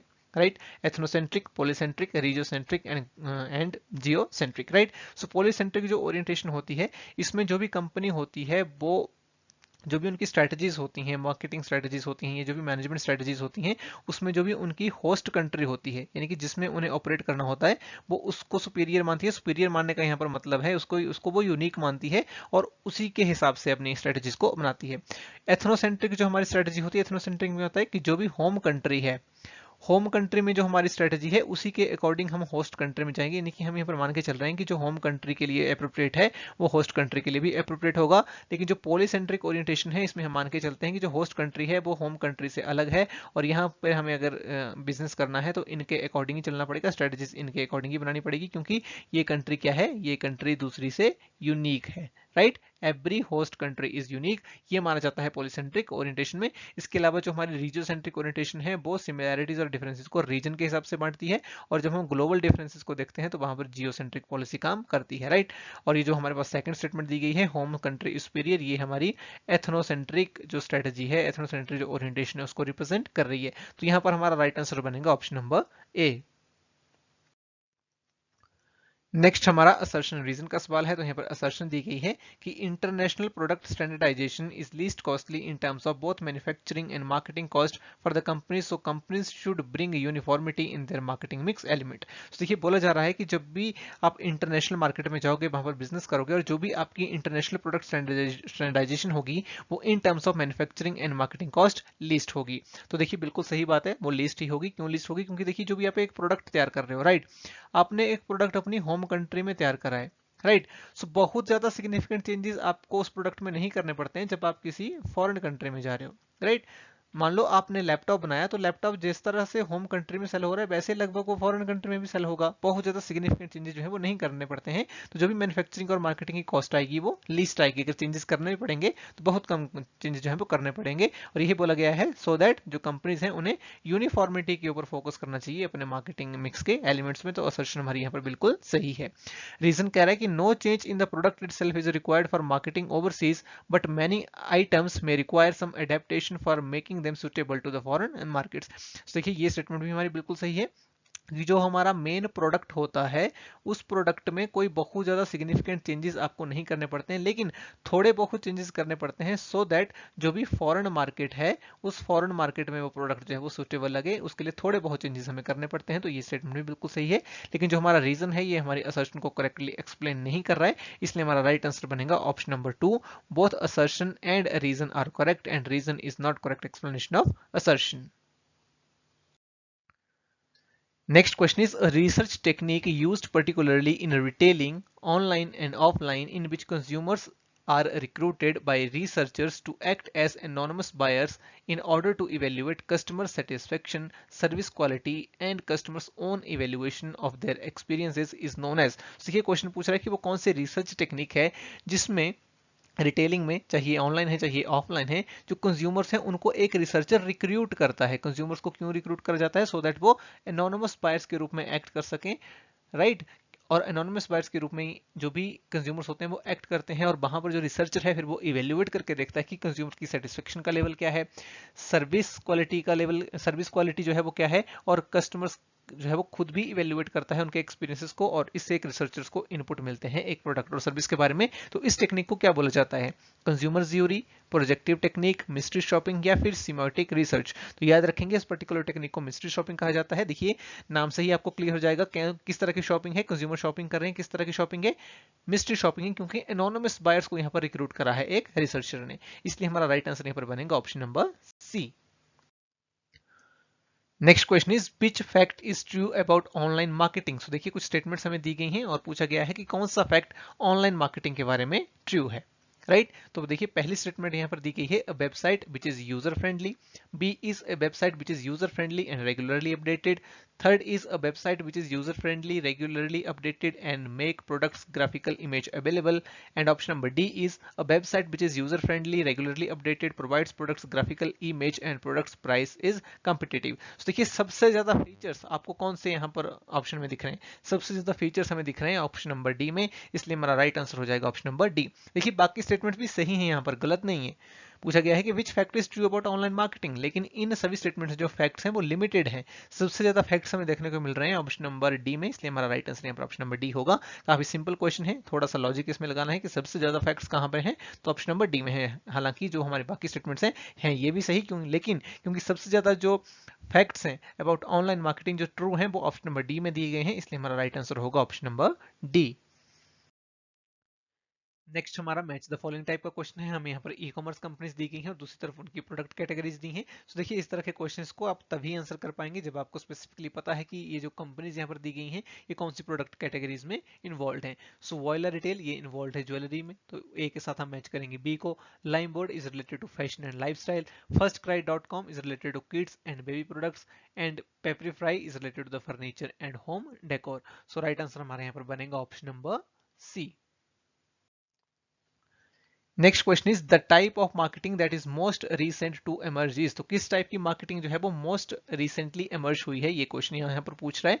ऑप्शंस दिए गए हैं person marketing, product marketing, service marketing या फिर सोशल मार्केटिंग। सो देखिए इस क्वेश्चन का हमारा राइट आंसर होगा option number D which is social marketing. देखिए person marketing, product marketing and service marketing ये तीनों मार्केटिंग तो काफी लंबे टाइम से चले ही आ रही है, राइट। लेकिन सोशल मार्केटिंग की बात अब होने लगी है, क्योंकि जब से सोसाइटल मार्केटिंग कंसेप्ट आया है, सस्टेनेबल डेवलपमेंट की हम बात करने लगे हैं, तब से सोशल मार्केटिंग की बात भी होने लगी है। और सोशल मार्केटिंग ये मोस्ट रिसेंट कंसेप्ट हमें इमर्ज होता हुआ दिख रहा है मार्केटिंग में, राइट। सोशल मार्केटिंग क्या होती है? सोशल मार्केटिंग हमारी वो मार्केटिंग टेक्निक है जिसमें हम मार्केटिंग के प्रिंसिपल्स को यूज करते हैं इन द सोशल प्रोजेक्ट्स, कि हमारा कोई सोशल एजेंडा है, सोशल प्रोजेक्ट है, जैसे कि बच्चों की एजुकेशन के ऊपर फोकस करना है, कोई एनजीओ हम चला रहे हैं, तो उस तरह की एक्टिविटीज में जब मार्केटिंग का यूज करा जाता है लोगों को अवेयर करवाने के लिए, तो उसके लिए सोशल मार्केटिंग का यूज करा जाता है। और ये most recent emerged marketing phenomena है as compare to other three in this question, इसलिए हमारा राइट आंसर होगा ऑप्शन नंबर डी। नेक्स्ट हमारा मैच द फॉलोइंग टाइप का क्वेश्चन है, तो इन्हें हमें यहाँ पर मैच करना है। हमारे पास दिया गया है media class, media vehicles, media options and scheduling and timing. So इनके एग्जाम्पल्स के साथ इनको हमें यहाँ पर मैच करना है। सो इसका राइट आंसर देखिए हमारा क्या बनेगा। सबसे पहले हमें मैच करना है मीडिया क्लास को। सो मीडिया क्लास हमारी क्या है? मीडिया क्लास देखिए है हमारे पास यहाँ पर magazine, TV and radio. Media vehicles दिए गए हैं, इनका एग्जाम्पल दिया गया है जैसे कि Times of India, TV serials, Bhabhi Ji घर पर है, तो ये हमारा क्या हो गया? Media vehicles. मीडिया ऑप्शन है हमारे पास जैसे कि prime time at 9 PM, full page ad of Honda City, इनको हम बोलते हैं media options. And scheduling and timing, तो ये देखिए हमारे पास मॉडल्स हैं, फ्लाइटिंग एंड पल्सिंग, तो ये हमारे मॉडल्स होते हैं मीडिया शेड्यूलिंग के और टाइमिंग के। तो इसके साथ हम यहाँ पर मैच करेंगे ऑप्शन नंबर 3 को। राइट आंसर हमारा यहाँ पर हो जाएगा ऑप्शन नंबर ए।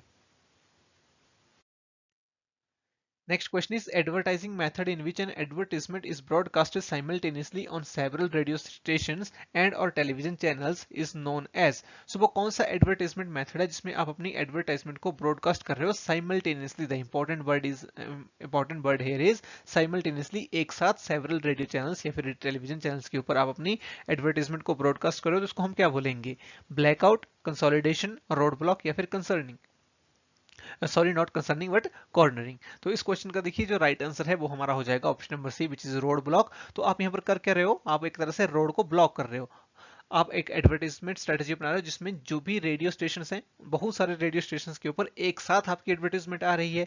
टीवी चैनल्स हैं तो बहुत सारे टीवी चैनल्स के ऊपर एक साथ आपकी ऐड आ रही है। मान लो 10 टीवी चैनल्स हैं, एक हाइपोथेटिक एग्जांपल ले लो कि आपके 10 टीवी चैनल्स हैं और उन 10 टीवी चैनल्स के ऊपर एक साथ आपकी ऐड आ रही है, तो आपने यहाँ पर ब्लॉक कर दिया ना रोड को। बाकी कोई और दूसरा मार्केटर है, दूसरा एडवर्टाइजर है, वो एडवर्टाइजमेंट कर ही नहीं पाएगा किसी टीवी चैनल्स के ऊपर उस पर्टिकुलर टाइम में, right.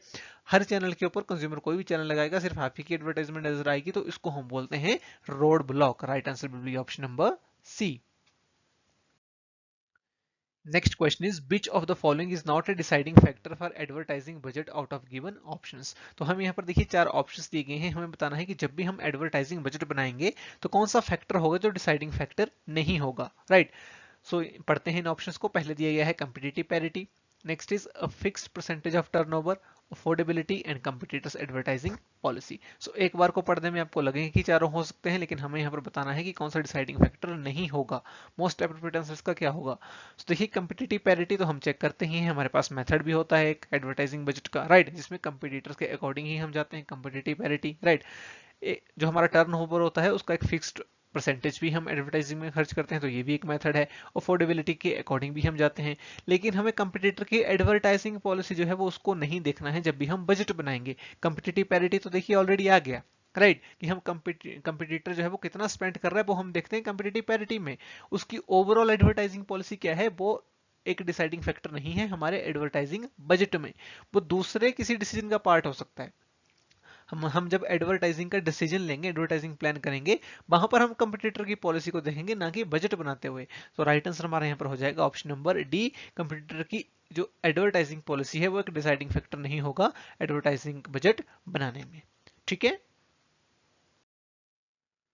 Next question is, who defines advertising as any paid form of non-personal presentation and promotion of ideas, goods and services by an identified sponsor? तो देखिए बहुत ही फेमस डेफिनेशन है advertising की। इस डेफिनेशन को किसने दिया है, हमने लेक्चर्स में भी कवर किया था, किसने इस डेफिनेशन को दिया है। ऑप्शंस दिए गए हैं, Philip Kotler, C K Prahlad, chartered institute of marketing या फिर अमेरिकन मार्केटिंग एसोसिएशन। देखिए ये जो डेफिनेशन दी गई है ये दी है अमेरिकन मार्केटिंग एसोसिएशन ने। Right answer will be option number D.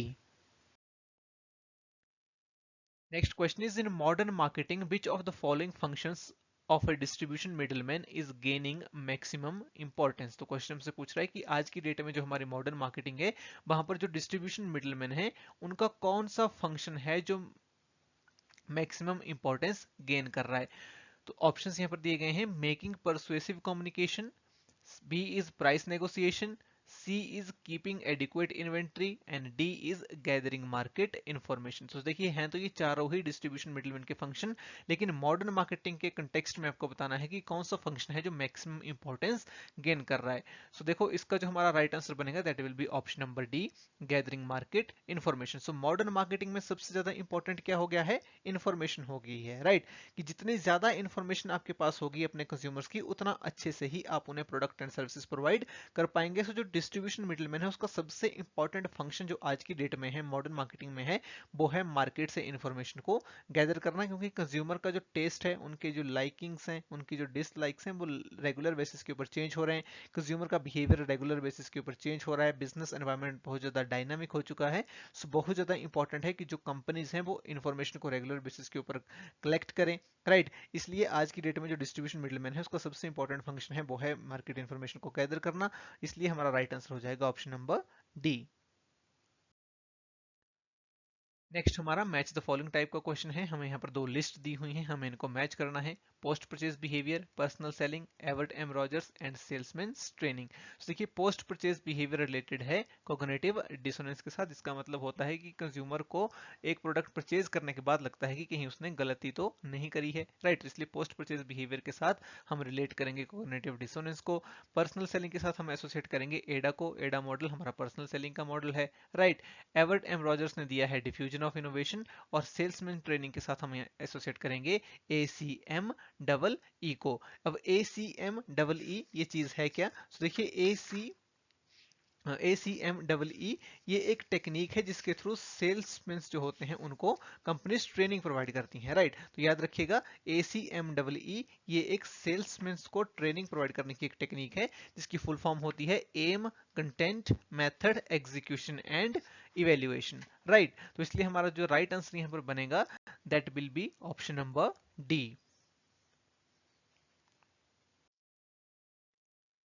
Next question is, which of the following statements are correct, select the correct code. तो हमें यहाँ पर कुछ स्टेटमेंट्स दी गई हैं, हमें बताना है कि कौन से स्टेटमेंट यहाँ पर करेक्ट है। तो फर्स्ट स्टेटमेंट को पढ़ते हैं, क्या है। फर्स्ट स्टेटमेंट हमारी कह रही है, horizontal conflict between channel members is caused due to channel members impinge on the market territory of other intermediaries at a different level। तो देखिए जो हॉरिजॉन्टल कन्फ्लिक्ट होता है वो चैनल मेंबर्स के बीच में होता है, लेकिन ये डिफरेंट लेवल्स के ऊपर जो है वो नहीं होता है, ये सेम लेवल के ऊपर होता है। राइट, तो हॉरिजॉन्टल कन्फ्लिक्ट सेम लेवल के ऊपर होता है, डिफरेंट लेवल के ऊपर नहीं होता है, इसलिए ये स्टेटमेंट हमारी यहाँ पर गलत हो जाएगी। स्टेटमेंट 2 हमारी कह रही है, vertical conflict is caused due to intense price competition, disagreement about promotional activities, attempts to bypass intermediary and distribute direct, differing expectations as to channel or intermediary performance। सो वो जो वर्टिकल कन्फ्लिक्ट है, देखिए जितने भी रीजन यहाँ पर दिए गए हैं इन सभी रीजंस की वजह से वर्टिकल कन्फ्लिक्ट होना पॉसिबल है। वर्टिकल कन्फ्लिक्ट हमारा डिफरेंट लेवल्स के ऊपर होता है, इसलिए ये जो हमारी स्टेटमेंट है ये करेक्ट हो जाएगी। थर्ड स्टेटमेंट दी गई है कि hybrid channel conflict arises due to grey marketing, तो बिल्कुल सही स्टेटमेंट है। जो हाइब्रिड चैनल कन्फ्लिक्ट है it is possible due to grey marketing. Grey marketing क्या होती है? एक अनऑफिशियल मार्केट आप इसको कह सकते हैं। अनऑफिशियल मार्केट में जो मार्केटिंग होती है, ब्लैक मार्केटिंग आप इसको बोल सकते हो, ब्लैक मार्केट में जो होती है, राइट। तो जो हाइब्रिड चैनल कन्फ्लिक्ट है ये ग्रे मार्केटिंग की वजह से हो सकता है, तो ये भी बिल्कुल सही स्टेटमेंट है। तो हमारा यहाँ पर जो राइट आंसर बनेगा that will be option number C. Only statement 2 and 3 are correct. हमारी जो फर्स्ट स्टेटमेंट है वो गलत होगी, इसलिए राइट आंसर होगा ऑप्शन नंबर सी। तो देखिए जो वर्टिकल चैनल कन्फ्लिक्ट होता है ये डिफरेंट लेवल्स के ऊपर होता है, हॉरिजॉन्टल चैनल कन्फ्लिक्ट ये सेम लेवल्स के ऊपर होता है, और जो मल्टी चैनल कन्फ्लिक्ट होता है ये डिफरेंट मार्केट चैनल्स के बीच में होता है। ठीक है। Next question is which of the following is not a major aspect of digital marketing. So नीचे दिए गए चार ऑप्शंस में से कौन सा डिजिटल मार्केटिंग का मेजर एस्पेक्ट नहीं है, ये आपको बताना है। ज्यूरिसडिक्शन, ओनरशिप, सिक्योरिटी या फिर एंटरटेनमेंट। तो देखिए very easy question, right answer हमारा हो जाएगा option number D which is entertainment. तो देखिए डिजिटल मार्केटिंग में ज्यूरिसडिक्शन भी आएगी, बहुत सारे रूल्स एंड रेगुलेशन भी प्ले आउट करते हैं, तो इसलिए ज्यूरिसडिक्शन यहाँ पर होगा। ओनरशिप भी यहाँ पर आएगा, सिक्योरिटी भी आएगी, राइट, क्योंकि हम डिजिटल मार्केटिंग की बात कर रहे हैं तो सिक्योरिटी भी आएगी। बहुत सारा कंटेंट हम यहाँ पर यूज करते हैं तो किसी ना किसी का कॉपीराइट होता है, तो ओनरशिप भी यहाँ पर आएगी। लेकिन एंटरटेनमेंट का डिजिटल मार्केटिंग में डायरेक्टली कोई रोल नहीं है, तो डिजिटल मार्केटिंग का एक मेजर एस्पेक्ट एंटरटेनमेंट नहीं है, इसलिए राइट आंसर है ऑप्शन नंबर डी। ये था हमारा आज का सेशन जिसमें हमने मार्केटिंग के टॉप 75 प्रीवियस ईयर क्वेश्चंस को डिस्कस किया। आई होप आपको ये लेक्चर काफी पसंद आया होगा, आपने यहाँ से बहुत कुछ सीखा होगा, आपकी एग्जाम की जो प्रैक्टिस है वो काफी अच्छे से यहाँ से हुई होगी। Thanks for joining, wish you all the very best.